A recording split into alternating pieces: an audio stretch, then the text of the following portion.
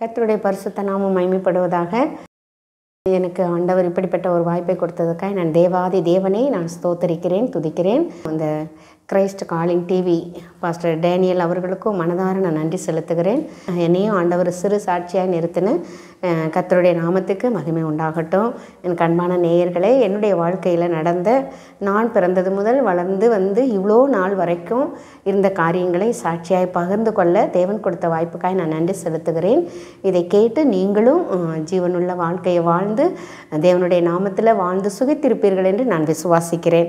என்னுடைய வாழ்க்கையில் என் குடும்பத்தில் நான் 5வது பிள்ளை.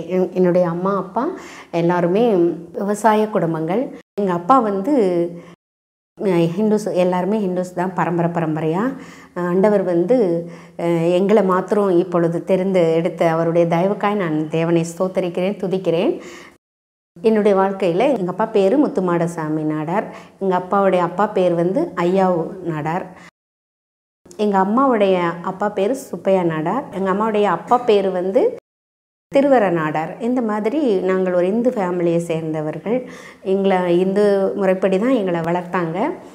எங்கள் அப்பாவுக்கு நாங்கள் ஐயான்னு தான் சொல்லி பழக்கம். ஐயாவுக்கு நான் 5வது பிள்ளை. என் கூட பிறந்தவங்க மொத்தம் 6 பேர். எனக்கு ஒரு அண்ணே, 3 அக்கா, ஒரு தங்கச்சி, நான். இந்த மாதிரி எங்கள் குடும்பம் பெரிய குடும்பம். நாங்கள் இந்து ஃபேமிலியிலேருந்து வளர்க்கப்பட்டோம். ஸ்ட்ரிக்டான குடும்பம். எங்கள் ஐயா வந்து ரொம்ப எங்களை நேசிப்பார். அதே போலவே ஒரு வாத்தியாருக்கு வாத்தியாராகவும், ஒரு போலீஸுக்கு போலீஸாகவும், ஒரு ஒரு எப்படி சொல்கிறது, டாக்டருக்கு டாக்டராகவும் நல்ல கண்டித்து நல்ல ஒரு ஸ்ட்ரிக்டாக வளர்க்குற ஒரு தகப்பன் வயிற்றில் நான் பிறந்ததை நினைத்து நான் தேவனை ஸ்தோத்தரிக்கிறேன், துதிக்கிறேன். அந்த காலத்திலேருந்து யாரு கூடயும் சேரக்கூடாது, யார் வீட்டுக்கும் போகக்கூடாது, எந்த பிள்ளையும் நம்ம வீட்டுக்கு வரக்கூடாது, ஓடக்கூடாது. கடைக்கு ஓடிட்டு வா அப்படின்னு சொன்னால் எங்கள் ஐயாவுக்கு பிடிக்கவே பிடிக்காது.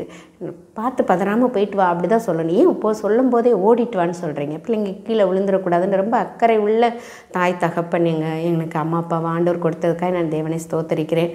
என் குடும்பத்தில் ஃபஸ்ட்டு அக்கா, 2வது ஆண் குழந்தை எங்கள் அண்ணே பிறந்தாங்க, 3வது ஒரு அக்கா, 4வது ஒரு அக்கா, 5வதாக நான் பிறந்தேன். 5வதாக பிறந்ததுனால ரொம்ப என்னை செல்லமாக வச்சுருப்பாங்க எங்கள் அம்மா அப்பா. என்னை வந்து ரொம்ப பிடிக்கும். எனக்கு எங்கள் அம்மா அப்பான்னா உயிர். எங்கள் அப்பாவுக்கு என்னை ரொம்ப பிடிக்கும். நானும் அப்பா பிள்ளைன்னு தான் சொல்லுவேன். அம்மாவும் பிடிக்கும், அப்பா பிள்ளைன்னு தான் எனக்கு எல்லாருமே சொல்லுவாங்க. அதுக்கேற்ற மாதிரி எங்களை வந்து செல்லமாக 18 வயசு வரையும் கவலைன்னா என்னென்னு தெரியாது. எங்கள் அம்மாட்ட எல்லாம் நான் கவலைன்னா என்னம்மான்னு கேட்பேன். அப்படி கேட்காத அப்படின்னு சொல்லுவாங்க. அப்படி தான் எங்களை வளர்ந்து ஆண்டவர் கிருபையினால் வளர்த்தாங்க. விவசாய குடும்பமாக இருந்தாலும் நம்ம அருப்புக்கோட்டை பக்கத்தில் சின்ன கட்டங்குடின்னு சொல்லிட்டு அதில் ஒரு பூசாரி குடும்பத்தில், அதாவது இந்த பெட்டியெல்லாம் தூக்குவாங்க, சாமி கும்பிடுற பெட்டியெல்லாம் தூக்குவாங்க, மாடசாமி கும்பிடுகிற அந்த அந்த அந்த பெரிய ஒரு பொறுப்பில் இருந்த குடும்பம். அவங்க இல்லைன்னா சாமியை கும்பிட முடியாது. எங்கள் அப்பா வீட்டு, எங்கள் தாத்தா, எங்கள் அப்பா, எங்கள் ஐயாலாம் இல்லைன்னா சாமியை கும்பிட முடியாது. அது மாதிரி முக்கியமான ஆள். அந்த மாதிரி தான் வருஷம் கோயிலுக்கெலாம் கொண்டு போய் கும்பிட்டு வருவாங்க, குலதெய்வம்னு சொல்லிட்டு. இன்றைக்கும் அதை செஞ்சுட்டு தான் வராங்க. ஆண்டவர் அதிலேருந்து என்னை மீட்டு கொண்டார். தேவனுக்கு மகிமை உண்டாகட்டும். ஆண்டவர் வந்து என்னை 10 மாதமாக இருக்கும் பொழுது எனக்கு ஒரு தங்கச்சி வேறு இருக்கிறா. மொத்தம் 6 பிள்ளை சொன்னீங்க பார்த்தீங்களா. என் தங்கச்சி வந்து ஆண்டிப்பட்டியில் இருக்கா. எங்கள் அக்கா வந்து விருதுநகரில் இருக்கிறாங்க. நல்ல குடும்பமாக இப்போ தான் சமீபத்தில் மாமா இறந்தாங்க. இன்னொரு அக்கா வந்து சென்னையில் இருக்குது. அதுவும் எங்கள் அக்காவும் குடும்பமாக நல்லா இருக்காங்க. இன்னொரு அக்கா கல்மேட்டில் இருக்கிறாங்க, கற்பாயூரணி கல்மேட்டில். அவங்கள வந்து ஆல்ரப்பட்டியில் கட்டி கொடுத்தாங்க. விருதுப்பட்டி, உசிலம்பட்டி, ஆல்ரப்பட்டி, ஆண்டிப்பட்டி, இப்படி எல்லாரையும் கட்டி கொடுத்தாங்க.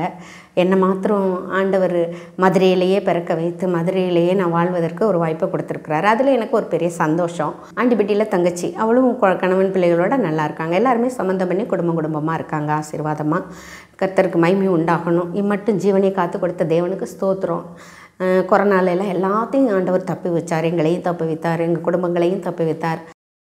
அதே போல் ஆண்டவர் வந்து எனக்கு செஞ்ச காரியங்கள், நான் 5வதாக பிறந்ததுனால எங்கள் அப்பா ரொம்ப என் மேலே பிரியம் வச்சு லாட்ரி சீட்டு வாங்குவாங்க. எங்கள் அப்பா ரொம்ப லாட்ரி சீட்டுக்கு அடிமைன்னு சொல்லலாம். அந்த லாட்ரி சீட்டில் வந்து நான் எழுதி கொடுத்தா தான் விழுவும் அப்படின்னு சொல்லிட்டு 5 பொம்பளை பிள்ளைகளை வச்சுருக்குறோம். எங்கள் அண்ணி 2வதாக பிறந்தது. யாருமே எங்கள் வீட்டில் 10க்கு படிக்கலை. நான் தான் 10 முடிச்சிருக்கேன். ஆனால் எல்லாருமே அதுக்குள்ளே எங்கள் அண்ணன் 9, எங்கள் அக்கா 8, இன்னொரு அக்கா 7, இன்னொரு அக்கா 5, என் தங்கச்சி 8. நாங்கள் படிக்கிற காலங்களில் குழந்தையாக இருக்கும்போது ஒரு ஒரு 10 மாதம் இருக்கும் எனக்கு. அந்த 10 மாதத்தில் பெரிய அம்மன் சொல்லி இந்த முத்து அம்மன் சொல்லுவாங்க, அது ரொம்ப போட்டுருச்சு எனக்கு. வீட்டோடு போட்டிருக்கு. அது எனக்கு ரொம்ப அதிகமாக இருந்திருக்கு. அப்போ இந்த வயிற்று பகுதியில் சைடில் பெரிய புண்ணு வந்திருக்கு. அப்புறம் உட்கார அந்த ஃபைனல் கார்டு இருக்கும்ல, அந்த முதுகு தண்டு கிட்ட அங்கேயும் ஒரு பெரிய புண்ணு இருந்திருக்கு. அதெல்லாம் தாண்டி ஆண்டவர் சுகம் கொடுத்து அந்த 10 மாதத்தில் இறந்து போகிறது போல் ரொம்ப சிரமப்பட்டிருந்திருக்கேன். அப்போ எங்கள் அம்மாலாம் ஆஸ்பத்திரிக்கெலாம் போகக்கூடாதுன்னு சொல்லிட்டு கைவைத்தியமாக பார்த்துருக்காங்க. அப்புறம் எல்லோரும் திட்டி தான் ஆஸ்பத்திரிக்கு கூப்பிட்டு போயிருக்காங்க. டாக்டரே சொன்னார், ஏமா புழு வர அளவுக்கு பிள்ளையை வச்சுக்கிட்டு ஏமா சாகடிக்குவாமா அப்படி வச்சுக்கிட்டு இருக்கேன், உடனே வரக்கூடாதா அப்படின்னு சொல்லி எங்கள் அம்மாவை திட்டிருக்காரு டாக்டர் கூட. எங்கள் அம்மா சொல்லி தான் அதெல்லாம் எங்களுக்கு தெரியும். ஆனால் அந்த தழும்பு இன்னும் இருக்குது எனக்கு, அந்த அம்மா போட்ட தழும்பு. அது அந்த மாதிரி ஊசி போட்டு தான் எனக்கு சுகமாச்சு. தேவாதி தேவன் தாயின் கருவில் இருக்கும் முன்னமே தெரிந்து கொண்ட தேவன் உன் கருவை என் கண்கள் கண்டது என்று சொன்னது போல் 5வது பிள்ளையாக பிறந்தாலும் எனக்கு அந்த அம்மா போட்டு 10 மாத குழந்தையில் ஜீவனை காத்து கொடுத்த தேவனுக்கு நான் நன்றி செலுத்துகிறேன். ஏன்னா இம்மட்டும் நான் ஜீவனோடு இருக்கிறேன் பார்த்தீங்களா, அதெல்லாம் அவருடைய சுத்த கிருபை தான். அப்புறம் நான் வளர்ந்து வந்ததெல்லாம் செல்லமாக கவலைன்னா என்னன்னு தெரியாமையே அன்பாக எனக்கு எங்கள் குடும்பம், எங்கள் அம்மா அப்பா தான் உலகம், வேறு எதுவுமே தெரியாது. இதே மதுரையில் தான் எனக்கு ஆண்டவர் கிருபையில் நான் 10th படித்து இங்கே தான் ஸ்கூலு 1, 2 எபனேசர் ஸ்கூலில் படித்தேன். தத்தநேரி கைலாசபுரத்தில் இருக்கிற எபனேசர் ஸ்கூலில் படித்தேன். பாரதி நகர்கிட்ட இருக்கிறதுல கல்லறையை தாண்டின உடனே அங்கே படித்தேன். 3, 4, 5, 6 வந்து நம்ம ராஜபரமேஸ்வரின்னு சொல்லிட்டு கல்பனா தேட்டர்கிட்ட இருக்கிற ஸ்கூலில் படித்தேன். அப்புறம் 7th to 10th வரைக்கும் திருவிக்காலில் படிக்க கர்த்தர் உதவி செய்தார். இதே மதுரையிலேயே படிக்கவும் ஆண்டவர் கிருபையாக எனக்கு தயவு பாராட்டினார். ரொம்ப கஷ்டப்பட்ட ஃபேமிலி. எப்படின்னா விவசாயத்திலேருந்து எங்கள் ஐயா இங்கே பிழைக்க வந்தது தான் மதுரை. எங்கள் அப்பாவுடைய அப்பாலாம் எல்லாமே கட்டங்குடி, சின்ன கட்டங்குடி அதில் இருந்தாங்க. எங்கள் அம்மாவை கல்யாணம் முடிச்சு ஒரு விதத்தில் சொந்தம் எங்கள் அப்பாவும் எங்கள் அம்மாவும். அப்போ எங்கள் அம்மாவுடைய அவங்க அப்பா வந்து சின்ன கட்டங்குடி. அந்த சின்ன கட்டங்குடியிலேருந்து எல்லாருமே இங்கே பிழைக்க வந்துட்டாங்க. பிழைக்க வந்ததுனால ஆண்டவர் எங்களுக்கு இங்கே ஒரு கைத்தொழில் மாதிரி ஒரு வேலை பார்த்து எங்கள் ஐயா எங்களை ஒரு எப்படி சொல்கிறது, சுகிஜோன்னு சொல்லி ஒரு கம்பெனியில், வெல்டிங் கம்பெனியில் வேலை பார்த்து எங்களை வளர்த்தார் ஆண்டவர் கிருபையாக. 5 பொம்பளை பிள்ளைங்க கஷ்டப்பட்டு எங்கள் ஐயா ஒரு பொழுது கூட எங்களை பிரிஞ்சு ஒரு நாள் கூட எங்கேயுமே தங்கிட்டு வந்ததில்லை. எங்கள் அம்மா கூட சில சின்ன சின்ன பிரச்சனைகளில் எங்கள் அம்மாவுக்கும் எங்கள் அப்பாவுக்கும் அண்டர்ஸ்டாண்டிங் இல்லாமல் இருக்கிற நேரங்களில் எங்கள் சித்தி வீடு சென்னையில் இருக்குது. அவங்க எங்கள் அம்மா கூட பிறந்தவங்க 2 சித்தி. அதில் ஒரு சித்தி இப்போ தான் சமீபமாக இறந்தாங்க. இன்னொரு சித்தி வீடு, 2 சித்தி வீட்டுக்கும் மாற்றி போவாங்க. அது எங்களை விட்டுட்டு எங்கள் அம்மா தான் வெளியில் தங்கியிருக்காங்களே ஒழிய எங்கள் ஐயா ஒரு நாளும் தங்கினது கிடையாது. அவ்வளோ பிரியமான என் தகப்பன். இன்றைக்கி நினச்சாலும் என் தகப்பனை நினச்சி நான் கண்ணீர் விடுவேன். ஏன்னா அவ்வளோ பாசம் எங்கள் மேலே. ஆனால் ஆண்டவர் வந்து அவருக்கு கேன்சர் வந்துருச்சு. அதனால் அந்த சமயத்தில் எல்லாம் ட்ரீட்மெண்ட்டெல்லாம் கொடுத்தோம். எங்கள் எல்லாரையுமே கல்யாணம் முடித்து கொடுக்கணும் அப்படின்னு சொல்லி சீக்கிரமாக சொன்னதுனால ஒவ்வொருத்தரையாக கல்யாணம் முடித்து கொடுத்துட்டாங்க. எங்கள் அண்ணி மட்டும் இருக்கும்போது எங்கள் அண்ணனுக்கு ஒரு அடுத்த வாரம் பொண்ணு வீட்டுக்காரங்க வராங்கன்னா சூசைட் பண்ணிடுச்சு எங்கள் அண்ணன். அதுக்கு உரிய மன பக்குவம் இல்லாமல் பிஸ்னஸில் லாஸ் ஆயிடுச்சுன்னு சொல்லிட்டு தேர்முட்டி தேரில் பிஸ்னஸ் வச்சுருந்துச்சு எங்கள் அண்ணன். அப்போ அது லாஸ் ஆனவுடனே கொஞ்சம் அது மனசு உடஞ்சி சூசைட் ஆகி அதுக்கு இதாகிடுச்சு. அதனால் எங்களுக்கு வந்து நாங்கள் பொம்பளை பிள்ளைங்களாக தான் இருந்தோம். பொம்பளை பிள்ளைங்களாக இருந்தாலும் எல்லாரையும் 5 பிள்ளை பெற்றா அரசனும் ஆண்டின்னு சொல்லுவாங்க. அது எங்கள் ஐயா ஒரு பைசா கடன் இல்லாமல் எங்களை எல்லாரையும் நல்லபடியாக வளர்த்து ஒரு மனுஷன் கையில் பிடிச்சி கொடுக்க கர்த்தர் கிருபை பாராட்டினார். என்னுடைய வாழ்க்கையில் 10th படிக்கும்போது என் தங்கச்சி நானும் படிச்சுக்கிட்டு இருக்கோம். எங்கள் ஐயா சொல்கிற வார்த்தை, யார் ஃபெயில் ஆகுறாங்களோ அவங்களுக்கு படிக்க போகக்கூடாது, ஃபெயிலான அதோடு அவ்வளோதான், படிப்பு நிறுத்திடணும் அப்படின்னு சொல்லுவாங்க. நான் வந்து 9th முடிக்கிறேன். என் தங்கச்சி 8th ஃபெயில் ஆகிறா. முடித்த உடனே அவள் ஃபெயில் ஆகிட்டால, அவளை நிப்பாட்டிடுவோம் அப்படின்னு சொல்லி எங்கள் ஐயா சொல்கிறாங்க.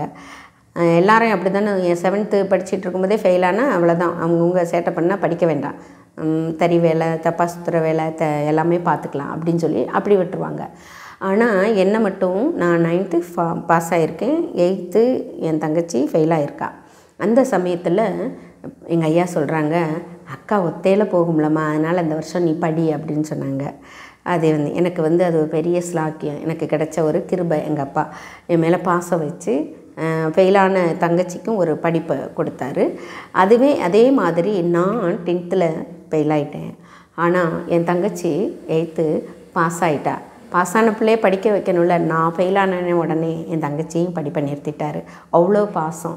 யோசேப்பை போல், அந்த யாக்கோப்பு பிள்ளைங்கள் யோசேப்பை போல் அவ்வளோ பாசம் என் மேலே. தனி கவனம் எங்கள் ஐயாவுக்கும் எங்கள் அம்மாவுக்கும். ரொம்ப படிக்கணும்னு ட்ரை பண்ணேன், அது எனக்கு கிடைக்கல. படிப்பு நம்மளை விட்டு விலகி போகுது போலன்னு நினச்சிட்டு வெறுப்பாக இருந்துச்சு. அந்த நேரம் கைட் பண்ண ஆள் இல்லை. எங்கள் அப்பா அம்மா போதுன்ட்டாங்க, படிக்க வேணாம் இரு அப்படின்ட்டாங்க. அப்புறம் தறி வேலை சும்மா பழகி இருந்தேன். அந்த பழகி இருக்க நாட்களில் எனக்கு கரெக்டாக 17 வயசு முடிஞ்சு 18 வயசு ஆரம்பிக்கும் பொழுது ஆண்டவர் கிருபையில் பழக தான் செஞ்சுருக்கேன், வேலை தான் பார்த்துட்ருக்கேன். சும்மா இதே செல்லூரில் முத்தையா கம்பெனியில் எங்கள் அம்மா கூட சேர்ந்து சும்மா கொஞ்ச நாள் டைம் பாஸ் பண்ணுற மாதிரி பழகி வேலை பார்த்துட்ருக்கேன், தறி வேலை. அதில் கோளாறு எது வந்தாலுமே எனக்கு தெரியாது. செல்லூர் எங்கள் வீடு, 2வது தெருவில் கம்பெனி, 2 தெரு தாண்டி எங்கள் வீடு, இது மட்டும்தான் தெரியும். எங்கள் அம்மாலாம் அந்த காலத்தில் எங்களை செகண்ட் ஷோ சினிமாவுக்கு கூட்டிகிட்டு போவாங்க. ஏன்னா நாங்கள் 4 பேரும், பெரிய அக்காவுக்கு யானக்கல்லில் இருக்கும்போதே, அந்த வீட்டில் இருக்கும்போதே மேரேஜ் ஆயிடுச்சு. அதனால் நாங்கள் 4 பேருமே ஏஜ் அட்டன் பண்ணி இங்கே செல்லூரில் சிவகாமி நகரில் இருக்கிறோம், இருக்கங்குடி மாரியம்மன் கோயில் தெருவில் இருக்கிறோம். அப்படி இருக்கும்போது எங்களுக்கு மாதம் ஒரு படம் பார்க்கணுன்னு எங்கள் ஐயா அலோவ் பண்ணுவாங்க. நான் செல்லமாக இருக்கிறனால சிவாஜி படம்னா எங்கள் அக்கா, பெரிய அக்கா கேட்க சொல்லும், சென்னையில் இருக்க அக்கா. எம்ஜிஆர் படம்னா கல்மேட்டில் இருக்கிற அக்கா, நீ கேளு ஐயாட்ட, எம்ஜிஆர் படம் சரஸ்வதி தேட்டரில் ஓடுது அப்படின்னு சொல்லி என்னைய தான் கேட்க சொல்லுவாங்க. ஏன்னா எங்கள் ஐயாட்ட நேரம் உட்காந்து அவங்கெல்லாம் பேச மாட்டாங்க. நான் தான் சாப்பாடு போடுவேன், நான் தான் சாப்பாடு மீதி வச்சா எங்கள் ஐயா சாப்பாடை நான் சாப்பிடுவேன். ஒரு வேளை நான் அந்த டயத்தில் பாத்ரூம்லையோ ஏதோ ஒரு சம்திங் வெளியில் போயிருந்தாலும் ஐயா வச்ச சோறை என் தங்கச்சி சாப்பிட்டான்னா அன்றைக்கி வீடு 2,000. உன்னை யார் சாப்பிட சொன்னால், நீ ஏன் ஐயா வச்ச சாப்பாடை சாப்பிட்ட அப்படின்னு சொல்லி இந்த மாதிரி நான் ஐயா மேலே ரொம்ப பாசமாக அவருக்கு சாப்பாடு வைக்கிறதுலேருந்து அவர் சாப்பிட்ற மீதி வச்ச சாப்பாடை சாப்பிட்ற முதற்கொண்டு அவர் மேலே ரொம்ப கரெக்டாக. அந்த ஒர்க் ஷாப்பு, அந்த வேலைக்கு வெல்டிங் வேலைக்கு போவாங்க, புதூரில் ஐடிஐ ஸ்டாப்புக்கிட்ட இருக்குது அவருடைய வேலை கம்பெனி, சுகிஜோன்னு சொல்லிட்டு. மதுரைக்கு வந்ததுலேருந்து அந்த ஒரே வேலையில் சைன் பண்ண ஆண்டவர் எங்கள் ஐயாவுக்கு கிருபை பாராட்டினார். கொஞ்சம் சம்பாத்தியத்திலேயே எங்கள் அம்மா தறி வேலை பார்ப்பாங்க. இந்த மாதிரி எங்களை வளர்த்து ஆண்டவர் கிருபையாக எங்களை ஸ்ட்ரிக்டாக வளர்த்து கொண்டு வந்தாங்க. இதே சரஸ்வதி தேட்டுக்கிட்ட மட்டும் போய் பேப்பர் படிச்சுட்டு அப்படியே வந்துடுவார், வேறு எங்கேயுமே போக மாட்டார். கொஞ்சம் லேட் ஆகிடுச்சுன்னா நான் எங்கள் ஐயாவை காணோன்ட்டு மூலையில் உட்காந்து அழுவேன், அவ்வளோ பாசம். அப்படி இருக்கும்போது எங்கள் அம்மா கூட பிறந்த அண்ணே சோலைப்ப நாடார்னு சொல்லிட்டு சிவகாமி நகரில் இருந்தாங்க. அவங்க பேக்ரவுண்டெல்லாம் முரட்டாட்டம் பிடிச்சது. அவங்கெல்லாம் ரொம்ப கத்தி குத்து வெட்டு கொலை இந்த மாதிரி ரொம்ப ஒஸ்டான ஒரு ஹேபிட்டில் வளர்ந்தவங்க எங்கள் அம்மாவுடைய கூட பிறந்த அண்ணே. ஒரே ஒரு அண்ணன். எங்கள் அம்மாவுக்கு 2 தங்கச்சி, 3 தங்கச்சி. அதில் ஒரு தங்கச்சி சூசைட் பண்ணிட்டாங்க. எங்கள் குடும்பத்தை பொறுத்தளவுக்கு குடும்பத்துக்கு ஒருத்தவங்க சூசைட் பண்ணுற ஆவி இருந்திருக்கு. எங்களுக்கு தெரியல, அது தொடர்ச்சியாக நடந்திருக்கு. எங்கள் அண்ணே, எங்கள் அம்மாவுடைய தங்கச்சி, எங்கள் அப்பாவுடைய தங்கச்சி 2 பேரும் சூசைட் பண்ணியிருக்காங்க. அதே சூசைட் ஆவி என்னையும் பல முறை தாக்குச்சு. இப்போ நான் படித்து முடிச்சுட்டு அந்த தறி வேலை பழகிக்கிட்டு இருக்கேன். அப்போ நான் எங்கள் அம்மாவுடைய அண்ணனுக்கு 2 ஆம்பளை பையங்க 2 பொம்பளை பிள்ளைங்க இருந்தாங்க. அது பையன்னு சொல்லிட்டு எங்கள் மாமாவுடைய மூத்த பையனுக்கு எங்கள் அக்கா, பெரிய அக்காவை கேட்டாங்க, அடுத்த அக்காவை கேட்டாங்க. 2 பேருமே குடிகாரங்க, வேண்டாம் அப்படின்னு சொல்லிட்டு எங்கள் ஐயா வெறுத்து, உங்கள் அண்ணனுக்கு என் பிள்ளைகளை தர்றதை, உங்கள் அண்ணன் வீட்டில் என் பிள்ளையை கொடுக்குறத விட்டுட்டு கிணத்துல கூட தள்ளுவேன்னு சொல்லி எங்கள் ஐயா முடிவெடுத்து பேச மாட்டாங்க. பிடிக்காது, குடிகாரங்கன்னாவே எங்கள் ஐயாவுக்கு பிடிக்கவே பிடிக்காது. எங்கள் ஐயா எந்த ஹேபிட்டு, கெட்ட ஹேபிட்டு எங்கள் ஐயாட்ட இல்லவே இல்லை. முரட்டாட்டமாக முதல்ல கோவக்காரராக பயங்கரமாக ஸ்ட்ரிக்டாக இருந்தவர். அப்புறம் அந்த கோவத்தையும் கொஞ்சம் குறைச்சிட்டு எங்களை அன்பாக வளர்க்க ஆரம்பித்தார். இந்துவாக இருந்தாலும் ரொம்ப நல்ல ஒரு குணம். எங்கள் மேலே பாசத்தில் அங்கே கொடுக்கவே மாட்டேன்னு சொன்னதை வச்சு எங்கள் மாமா பையன், 2வது பையன், அதை ஒரு வன்மமாக வச்சு, நம்ம அண்ணனுக்கு 2 பொண்ணு கேட்டிருக்காங்க, கொடுக்கவே இல்லை அப்படின்னு சொல்லி 2வது பையன் அவர் எங்கள் அக்காட்ட, அதாவது 3வது அக்காட்ட, என் தங்கச்சிட்ட என்ன பிடிச்சிருக்கா இந்த மாதிரி ஒரு பால் குடத்துக்கு போகும்போது, வைகாசி பால்குடம் திருப்பரங்குன்றத்தில் நடக்கும்போது அதுக்கு இங்கேருந்து நடந்தே போவோம் வருஷம். அந்த சமயத்தில் கேட்டிருக்காங்க. கேட்கும்போது அதுகெல்லாம் இந்த மாதிரியெல்லாம் பேசாத, எனக்கு வேணாம் பிடிக்கலன்னு சொல்லிடுச்சு போல். என்கிட்டையும் கேட்குறப்ப நானும் என்ன இப்படி பேச்செல்லாம் பேசுகிறப்போ அப்படின்னு சொல்லிட்டு நானும் அதுக்கு ஒத்துக்கலை. ஆனால் மைண்டில் என்னன்னா, மூத்த மயனை 2 பொண்ணுக்கும் நம்ம அண்ணனுக்கு கொடுக்கல அப்படின்னு சொன்ன உடனே இந்த சின்ன வயசுலேயே ஒரு ஒரு வெறுப்பில் எப்படியாவது இந்த வீட்டில் அத்தை பொண்ணை நம்ம இது பண்ணிடணும்னு ஏன் மேலே கண் போட்டு அது என்ன சொல்கிறது, முகமாத்துன்னு சொல்லுவாங்க, அந்த மாதிரி செஞ்சு அது செய்யும்போது எங்கள் மாமா பையன் ஆச்சி தான் வளர்த்துருக்காங்க. அதனால் ஆச்சியை அம்மாட்ட சொல்லியிருக்காங்க இந்த காரியத்தை, முகமாத்துன்னு சொல்லிட்டு. ஆனால் நாங்கள் அதை பற்றி எனக்கு என்னென்னு தெரியாது. எங்கள் அம்மாவும் அதை ரொம்ப இதாக எடுத்துக்கல, அழுதுருக்காங்க. எங்கள் ஆச்சி எங்கள் அம்மாட்ட சொல்லிவிட்டு இந்த பிள்ளையை வெளியே விடாத, அவன் முகமாத்து பண்ணி கல்யாணம் முடிக்கணும்னு வீட்டுக்குள்ளேயே ஏதோ ஒரு ஜோசியத்தெல்லாம் கொண்டு தேங்காய் இதெல்லாம் வச்சு மந்திரிச்சுக்கிட்டு இருக்கான், சொல்ல சொல்ல கேட்காம அப்படின்னு சொல்லி. அப்போ உன் மகளுக்கு சப்போர்ட் வரையானு எங்கள் ஆச்சியையும் திட்டிட்டு, எங்கள் ஆச்சி தான் வளர்த்தது எங்கள் மாமா பையனை, 2வது பையனை. ஆனால் அந்த நன்றி கூட எல்லாமே ஆச்சி கூட சண்டை போட்டு இந்த மாதிரி குடித்து வெறிச்சு இருக்கிறவங்க குடிக்காத மாதிரி நடித்து எங்கள் அம்மாட்ட நான் அந்த பிள்ளையை தான் கட்டுவேன் அப்படின்னு சொல்லி எங்கள் அம்மாவும் திட்டி அனுப்பிட்டாங்க. அப்புறம் எனக்கு ஒரு கொஞ்சம் ஃபீவராக இருக்கவும் அந்த பிள்ளைக்கு ஃபீவர் சரியாக இருக்கணும், இந்த தாயத்தை கட்டி விடு அப்படின்னு சொல்லி எங்கள் அம்மாட்ட அத்தை அந்த பிள்ளைக்கு ஃபீவராக இருக்குல்ல கட்டி விடுத்த அப்படின்னு எங்கள் அம்மா நல்லா திட்டி அனுப்பிட்டாங்க. நீ என்ன நேர்த்தியை கொண்டு கொடுக்குற, திண்ணீர் கொடுக்குற, தாயத்தை கொடுக்குற, இந்த வேறு வேலையே இல்லையா அவனுக்கு போடா அப்படின்னு சொல்லி திட்டி விட்டாங்க. அப்புறமா அந்த ஜோசியன்கிட்ட போய் இது இதெல்லாம் செஞ்சதை கண்ணால் நான் பார்த்தேன். இன்னும் இப்போ நான் இனிமேல் சொல்ல போகிறது, நானே ஏன் முன்னாடி அந்த மாமா பையன் சொன்னதை என்கிட்ட சொன்னதை நான் இப்போ சொல்கிறேன். வேறு யாரும் சொல்லியோ இல்லை, என்கிட்ட சொன்ன வார்த்தை. அதாவது திரும்ப அவங்க போயிட்டு இந்த தாயத்தை எங்கள் அம்மா வாங்கலை என்ன உடனே வாலிப பிரயாயத்தில் தேவன் என்னை அவ்வளோ பாதுகாத்து வராரு. வந்தாலும் விதின்னு ஒன்று இருக்குன்னு சொல்லுவாங்கள்ல, அவ்வளோ அந்த இது தான் எங்கள் வாழ்க்கையில் ரொம்ப நான் இந்துவாக இருக்க நேரத்தில் அதை ஜெயிக்க முடியாமல் அந்த ஜோசியக்காரங்கிட்ட போயிட்டு நான் கொடுத்தா தாயத்தை அவங்க வாங்க மாட்டேங்கிறாங்க அப்படின்னு சொல்லவும், இல்லை அதை நீயே போட்டுட்டு 40வது நாள் ராமேஸ்வரத்தில் போய் கலட்டி போட்டுரு அப்படின்னு சொல்லி ஜோசியக்காரங்க ஆலோசனை சொன்னதான் என்கிட்டே சொன்னாங்க. நான் அதெல்லாம் நடந்த பிறகு பின்னால். அதனால தான் நான் உறுதியாக சொல்கிறேன். அப்போ இவங்க இந்த மாதிரி முகமாத்து பண்ணி நான் தரையில் கம்பெனியில் வேலை பார்த்துட்டு இருந்தேன். ஆட்சிக்கு முடியலைன்னு கூப்பிட்டாங்க. சரி நம்ம எப்பயும் போல் போவோம்னு சொல்லிட்டு எனக்கு ஆட்சிக்கு முடியலை, இவங்க கூப்பிட்றாங்கன்ற அந்த ஒரு மைண்டு தான் இருந்துச்சே ஒழிய எங்கள் அம்மாட்ட கேட்கணும், எங்கள் ஐயாட்ட கேட்கணும், எங்கள் அக்கா தங்கச்சி எல்லாம் ஒரே இடத்துல வேலை பார்க்குறோம், அங்கே கேட்கணுன்ற எண்ணமே இல்லை. அப்படிப்பட்ட ஒரு சூழ்நிலையில் நான் போயிட்டு வேறு ஒரு திருச்சி பக்கத்தில் ஒரு சிலையில் இருக்க தாலி கயிறை எடுத்து ஃப்ரெண்ட்ஸாக சேர்ந்து என் மேலே கட்டுறாங்க. என்ன இதெல்லாம் செய்கிறீங்கன்னு நான் கேட்குறேன். அப்புறம் நான் அம்மாட்ட போகணுன்னு சொல்கிறேன். அப்போல்லாம் அந்த இதெல்லாம் எனக்கு தெரியலை. ஆனாலும் பேசுகிறேன், செய்கிறேன். என்ன என்னை மட்டும் தனியாக கூப்பிட்டு வர பஸ்ஸில் ஏன் இப்படி பண்ணுற அப்படின்ட்டு.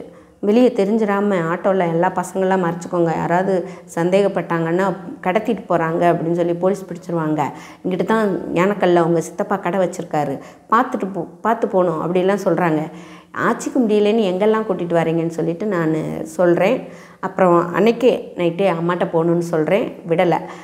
அம்மாட்டெல்லாம் இனிமேல் போக முடியாது, நீங்கள் தான் இருக்கணும் அப்படின்னு சொல்லி அது என்னோடய இது அப்படியே முடிஞ்சிருச்சு. இதுதான் லைஃபா அப்படின்னு சொல்லி அன்றைக்கி விட்ட கண்ணீர் தான் ஆண்டவரை பற்றிக்கொள்கிற வரைக்கும் என் கண்ணீர் மாறலை. இது வரைக்கும் ஆண்டவர் கிருபையில் நான் இவ்வளோ சொல்லியிருக்கேன். எனக்கு ஏசுனா யாருன்னு தெரியாது. ஆனால் சின்ன பிள்ளையில் ஒரு கோயிலில் போயிட்டு எங்கள் அம்மா வயிற்று வலிக்குதுன்னு எங்கள் அம்மாவுக்கு வயிறு வலி வரும்போது ஆப்ரேஷன் பண்ணியிருக்காங்க. அதுக்கு போயிட்டு யாரோ சொன்னாங்கன்ட்டு ஒரு ஆர்சி சர்ச்சில் போயிட்டு எண்ணெயை பூசிட்டு வருவாங்க. அப்போ கூட போய் எண்ணெய் மட்டும் பூசியிருக்கேன். பக்தி தெரியாது, ஏசப்பா தெரியாது, எதுவுமே தெரியாது. அவங்களெல்லாம் நான் வணங்கினது கிடையாது. இந்து ஃபேமிலி, இந்துவில் நல்ல பக்தி வைராக்கியமாக எங்கள் 4 பேரும் நாங்கள் பெரிய பிள்ளை இருக்கிறோம், யாருக்கும் கல்யாணம் ஆகலை அப்படின்னு சொல்கிறதுனால, அக்காவுக்கு செவ்வாய் தோசை இருக்குதுன்னு சொன்னதுனால, இந்த நரிமேட்டில் இருக்கிற அந்த பிள்ளையார் கோயில் இங்கேருந்து போஸ் வீதியிலேருந்து ஈரக்குடத்தில் கிணறு இருக்குது. அந்த வீட்டில் கிணறு இருந்துச்சு ஃபஸ்ட்டு நாங்கள் குடியிருக்கும் போது. அதில் ஈரத்தில் தண்ணியை ஊற்றிட்டு 4 பேருமா போய் மெயினாக நான் அதில் போயிட்டு தண்ணியை ஊற்றிட்டு வாரம் போய் செவ்வாய்க்கிழமை வெள்ளிக்கிழமை இந்த மாதிரி ஈரத்தோடு போய் பிள்ளையார் கோயிலில் தண்ணி ஊற்றிருக்கோம் கல்யாணம் ஆகணுன்றதுக்காக. அப்புறம் துர்க்கா கோயிலுக்கு போயிட்டு இந்த எலுமிச்சம்பழம் இதெல்லாம் விளக்கு போட்டு வருவோம். அப்போ இந்த காரியம்லாம் நாங்கள் தொடர்ந்து செஞ்சுக்கிட்டே வருவோம். அக்காவுக்கு ஆண்டவர் கிருபையில் மேரேஜ் முடிஞ்சிச்சு. 2வது அக்கா இருக்கும்போதே எனக்கு இந்த சூழ்நிலை வந்துருச்சு. அதனால் சொந்த பந்தம், அம்மா அப்பா மாமனார் மாமியார் எல்லோரும் வெறுக்க ஆரம்பித்தாங்க. எங்கே போயிட்டாங்கன்னு தெரியல. இப்போலாம் அது ரொம்ப சகஜமாக போச்சு. அப்போலாம் அது நடந்துச்சுன்னா அவ்வளோதான், கொல்ற அளவுக்கு பேசுவாங்க, ஒதுக்கி வச்சுருவாங்க. அது ரொம்ப கௌரவ பிரச்சனை வேறு. இத்தனைக்கும் சொந்த மாமா பையன். அப்படி பண்ணிட்டு போனதுனால 3 நாள் கழித்து தான் இங்கேயே வந்தோம். தூத்துக்குடியில் போய் வேறு சிலையில் இருக்கிறத இது பண்ணி ஃப்ரெண்டு வீட்டில் வச்சுட்டு அப்படியே கூட்டிகிட்டு வந்தேன். அப்போ கூட நான் அம்மாட்ட போகணும் அப்படின்னு தான் சொல்கிறேன்.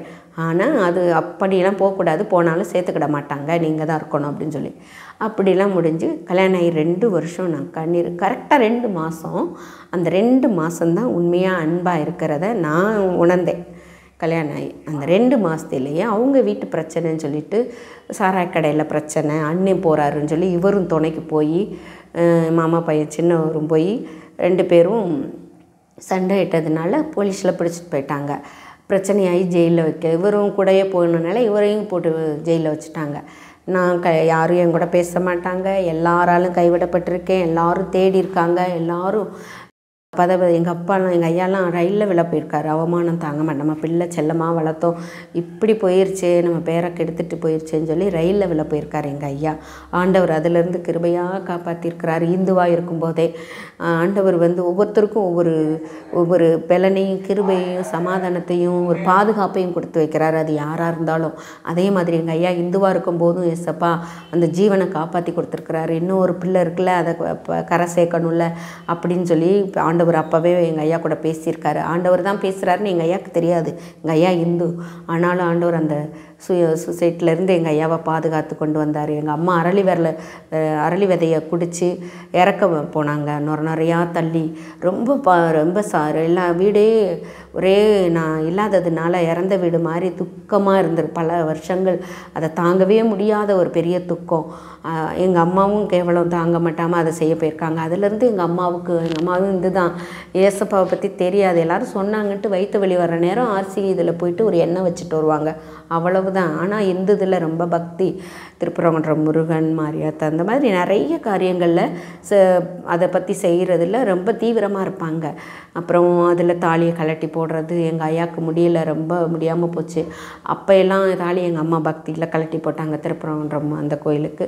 அப்படி பக்தியாக இருக்கிற குடும்பம் வாரம் வாரம்னா பூ கட்டி ரொம்ப ரொம்ப சாம்பார் வாசனை நல்ல ஒரு பூ வாசனை கட்டி நல்லா உதிரி பூ வாங்கி பொம்பளை பிள்ளைலாம் இருக்கனால கட்டி படங்களுக்கு எங்கள் வீட்டில் நிறைய படங்கள் இருக்கும், விற்கிற படங்கள், அதுக்கெல்லாம் மாலையாக கொடுத்து நாங்கள் போடுவோம். கதம்பம்லாம் வாங்கி நல்லா கட்டி அப்படி ஒரு பக்தியுள்ள குடும்பத்தில் தான் வளர்க்கப்பட்டேன். அது அவமானம் தாங்காமல் எங்கள் அம்மா உயிரையும் எங்கள் ஐயா உயிரையும் சூசைட் ஆவியிலேருந்து காப்பாற்றி கொடுத்த தேவனுக்கு நான் மனதார நன்றி செலுத்துகிறேன்.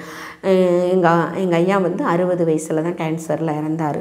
அது எந்த சமயம்னா எனக்கு மேரேஜ் ஆகி 2 வருஷம் குழந்தை இல்லை. இந்த மாதிரி நான் 2 மாதத்தில் ஜெயிலுக்கு போன வீட்டுக்கார்ட்ட பயந்து சுபாவம். நான் எங்கள் அம்மா அப்பா தான் உலகம்னு இருந்தேன். எனக்கு வெளியில் இப்படி சண்டை, குடி பிரச்சனை, ஜெயிலு இதெல்லாம் பார்க்கும்போது ரொம்ப எனக்கு மனசு ஒரு மாதிரி உடஞ்சி நம்ம வாழ்க்கை இப்படி ஆயிடுச்சு அப்படின்னு சொல்லிட்டு ரொம்ப கஷ்டப்பட்டு திரும்பவும் தறி வேலை பார்க்க அதில் காசு சேர்த்து வச்சு அதில் போய் மனு போட்டு பார்க்க போனால் உன்னைய வந்து வச்சுக்கிறேன் இருன்னு சொல்லிட்டு அப்போ இருந்து சந்தேக ஆவி வந்துருச்சு. உண்மையிலேயே நான் வாழ்ந்த வாழ்க்கை 2 மாதம் மட்டும்தான். நல்லா வாழ்ந்த வாழ்க்கை, சந்தோஷமாக வாழ்ந்த வாழ்க்கை. அது ஏமாற்றுத்தனன்றது எனக்கு தெரியலை. நான் அப்படி வாழ்க்கையில் அப்படி ஒரு ஏமாற்றமான ஒரு வாழ்க்கையில் நான் வாழ்ந்து வந்தவன். 2 மாதம் கழித்து திரும்ப 1 மாதம் உள்ளே இருந்துட்டு கல்யாணம் ஆகி 2 மாதத்தில் ஜெயிலுக்கு போகிறாங்க. ஜெயிலேருந்து 1 மாதம் கழித்து வெளியில் வராங்க. நான் போய் மனு போட்டு பார்க்க போனாலும் கேட்டு விவரமாக எல்லார்ட்டையும் கேட்டு ஜெயிலுக்கு போயிருக்கேன். போய் மனு போட்டு பார்க்க போனால் இதுவா வாங்கிட்டு வருவேன், நான் உன்னை சிகரெட் வாங்கிட்டு வர சொன்னேன், உன்னை நான் என்ன பலாப்பழமாக வாங்கிட்டு வர சொன்னேன், நான் வாழைப்பழம் தானே வாங்கிட்டு வர சொன்னேன்னு என்ன கொண்டு போனாலும், என்ன பேஸ்ட்டு வாங்கிட்டு போனாலும், என்ன ட்ரெஸ் எடுத்துகிட்டு போனாலும் உன்னை இதவாக எடுத்துகிட்டு வர சொன்னேன், உன்னை இரு வந்து வச்சுக்கிறேன் அப்படின்னு சொல்லி என்னை துக்கப்படுத்தி என்னை வேதனைப்படுத்தி அதோடு இல்லாமல் ரொம்ப சிரமப்பட்டு வந்த உடனே அதையே மனசில் வச்சுக்கிட்டு அவங்க கொத்தனார் வேலை பார்க்குறதுனால ரொம்ப சந்தேக புத்தி, அவங்க வித்தியாசமாக நடக்கிறது மாத்திரமல்லாமல் என்னை அந்த ஸ்தானத்தில் வச்சு பார்த்து என்னை வெறுத்து சித்திரவதைப்படுத்த ஆரம்பித்தாங்க என் வாழ்க்கையில். அப்போல்லாம் ரொம்ப நக்கீரன் புக்கை படிச்சுக்கிட்டே சாப்பிடுவாங்க. அப்போ நான் என்ன குழம்பு என்ன சோறு வச்சாலும் நீ சாப்பிட்டியா, நீ என்ன செஞ்சான்னு ஒரு அன்பே கிடையாது. அப்படி இருக்க சூழ்நிலையில் நான் ரொம்ப பக்தியாக பக்கத்தில் உள்ள சிலை வணக்கம் ஒரு சிலை இருக்கும், பெண் சிலை, அதில் போயிட்டு நான் கிரில் கேட்டிருக்கோம். அந்த இதில் வாரம் வாரம் ஒரு 4 நாளுக்கு பத்தி ஒரு சூடம் இதை வாங்கி பொருத்தி வச்சு சாமி கும்பிடணும்னு ஆசை இருக்கும். அப்போ தான் எனக்கு திருப்தியாக இருக்கும், அப்போ தான் கொஞ்சம் தூக்கம் வரும். பயம், எப்போ பார்த்தாலும் குடிச்சிட்டு வந்து என்ன செய்வாங்கன்னே தெரியாது, எப்போ என்ன நடக்கும்னே தெரியாது. அந்த மாதிரி ஒரு ஏன் நைட்டு வருது, ஏன் பகல் வருது அப்படின்ற ஒரு பயத்திலேயே தான் நான் இருப்பேன். அம்மா அப்பாவும் பேச மாட்டாங்க. எங்கள் அம்மா தான் எங்கள் ஐயாவுக்கு தெரியாமல் வந்து விசாரித்து அன்பாக வந்து எங்கள் ஐயாவுக்கு தெரியாமல் ஏதாவது பார்த்துட்டு பேசிட்டு போவாங்க.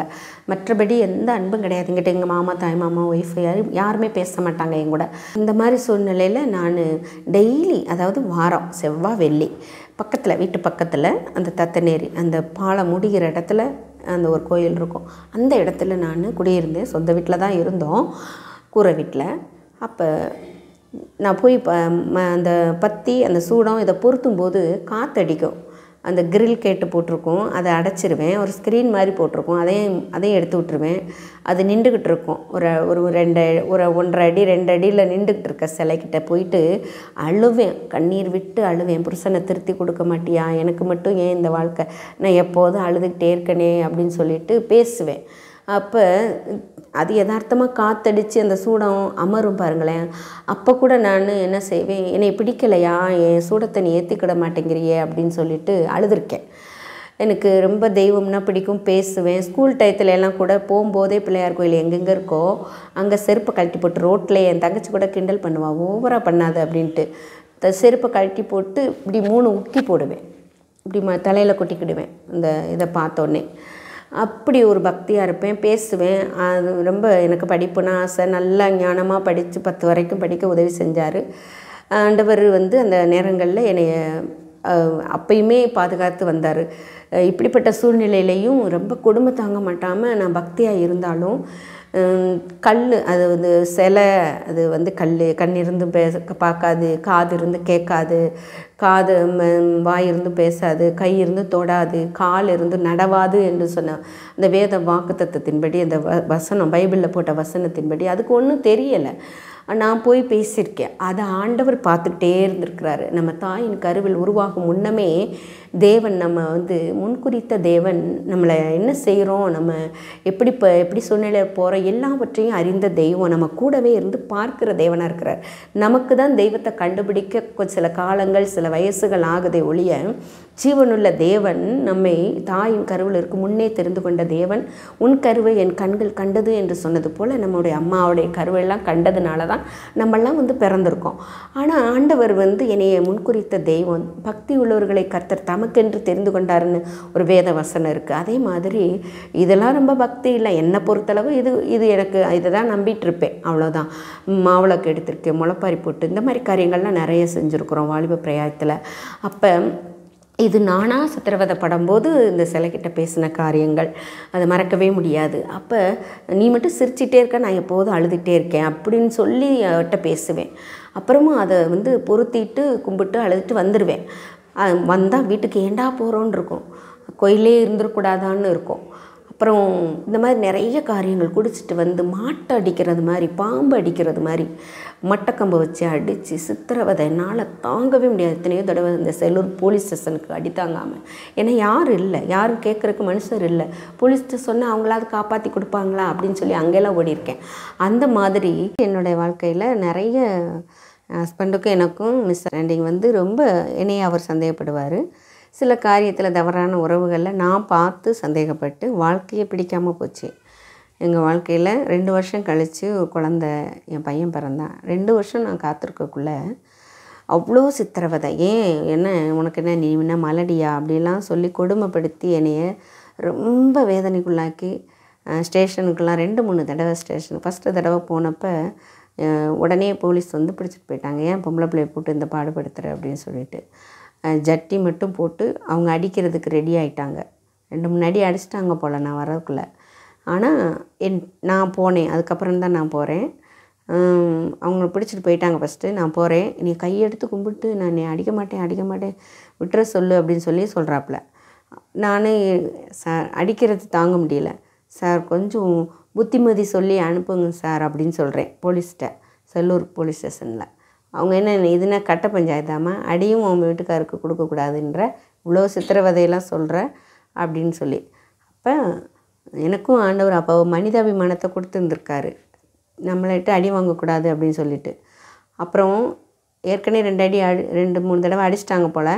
அதை மனசில் வச்சுட்டு வெளியில் வந்த உடனே, நீ என்னை போலீஸ்லாம் கொண்டு போய் விட்டேல, யார் வந்து உன்னை பாதுகாப்பான்னு பார்ப்போம் அப்படின்னு சொல்லிட்டு வீட்டுக்கு வந்த உடனே என்னை ரொம்ப மட்டக்கம்பு கொத்தனாருன்றனால வீடு ஃபுல்லும் அந்த கொத்தனார் வேலைக்குரிய ஜாமான்லாம் இருக்கும், அதெல்லாம் வச்சு அந்த மட்டக்கம்பு இதெல்லாம் வச்சு என்னை அடித்து, அந்த அறம் அதெல்லாம் வச்சு எங்கள் ஆச்சி, நான், என் கணவர் 3 பேர் தான் ஒன்றா இருப்போம். எங்கள் ஆச்சி, எங்கள் அம்மாவுடைய அம்மா எனக்கு ரொம்ப சப்போர்ட்டாக இருப்பாங்க.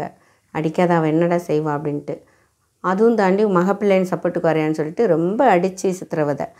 அப்போ தான் எனக்கு பிடிக்காமல் நான் ஆண்டவர் கிருபையில் ஒரு தைரியமான ஒரு முடிவெடுத்தேன். எனக்கு இனிமேல் வேண்டவே வேணாம். ஒரு தடவை நாங்கள் வந்து இந்த இருக்கங்குடி அப்படின்னு சொல்லிட்டு சாத்தூர் பக்கம் ஏதோ ஒரு கோயிலுக்கு கூப்பிட்டு போனாங்க, மச்சான் பிள்ளைக்கு காது குத்த. அவங்கக்கிட்ட கூட்டிகிட்டு போன்னு சொல்கிறாப்புல.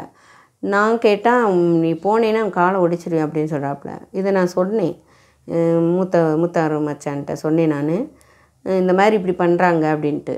அவன் என்ன செய்வான், நீ வா வந்து பார்த்துக்கிடுவோம் அப்படின்ட்டு நீ கூட்டிகிட்டு போயிட்டாங்க. நானும் குழந்தையோடு போயிருக்கேன், 2 குழந்தைகளோட போயிட்டு அந்த ஆற்றுலையெல்லாம் குளிக்கும்போது எல்லோரும் சொல்கிறாங்க, மொட்டை எடுத்து அந்த ஆற்றுல குளிக்கிறாங்க. எல்லோரும் சொல்கிற போல் நானும் எனக்கு என் புருஷனை திருத்தி கொடுத்தா என் முடியையும் தருவேன் அப்படின்னு சொல்லி நான் சொல்கிறேன் இந்த விக்கிரகத்துக்கு. அப்படி சொல்லி குளிச்சுட்டு பக்தியாக அந்த இதில் பண்ணிவிட்டு அவங்க குடும்பத்தோடு வீட்டோடு போயிட்டு நாங்கள் வீட்டுக்கு தான் வரேன். குடிச்சிட்டு, ஆனால் அவர் வரல. குடிச்சிட்டு வந்த உடனே எல்லோரும் அவங்கவுங்க வீட்டுக்கு டயர்டில் போயிடுவாங்க. நான் உள்ளே நுழையக்கூட இல்லை. அப்போ வீட்டுக்குள்ளேயே நுழைய விடலை. பெரிய உடகல்ல எடுத்துகிட்டு விரட்டி அடித்து அந்த நான் சிலைன்னு சொன்னேன்ல, அதுக்கிட்ட பேசுனேன்னு சொன்னேன்ல, அது வாசலில் விழுந்து என்னை ரொம்ப ஓடி விரட்டி விழுந்து மேலே சரீரம்லாம் அவ்வளோ காயப்பட்டு, பொண்ணெல்லாம் எனக்கு மொத்தம் 4 குழந்தை பிறந்திருக்கு. ஏன் வாழ்க்கை வாழ்கிறேன், வாழ்க்கைன்னா என்ன, இதுதான் குடும்ப வாழ்க்கையா, எதுவுமே தெரியாத அந்த 25 வயசுக்குள்ளே என்னுடைய வாழ்க்கையை முடிஞ்சது போல் 4 குழந்தை பெற்றிருக்கேன். எப்படி பெற்றேன், சந்தோஷமே இல்லை. ஆனால் கட்டாயத்தின் பேரில் ஒரு சித்திரவதைப்பட்டு தான் அவர்கிட்ட ஒரு 10 வருஷம் வாழ்ந்திருப்பேன். 10 வருஷம்னும்போது அம்மா வீட்டில் 5 வருஷம், இங்கே 5 வருஷம், மொத்தம் மாதமாக இருந்து அந்த குழந்தை பெற டைம் மட்டும்தான், அவ்வளோதான். அதுக்கப்புறம் கோச்சிட்டு அம்மாட்ட வந்துடுவேன், கையில் 1 இடுப்பில் 1 சுமந்துக்கிட்டு.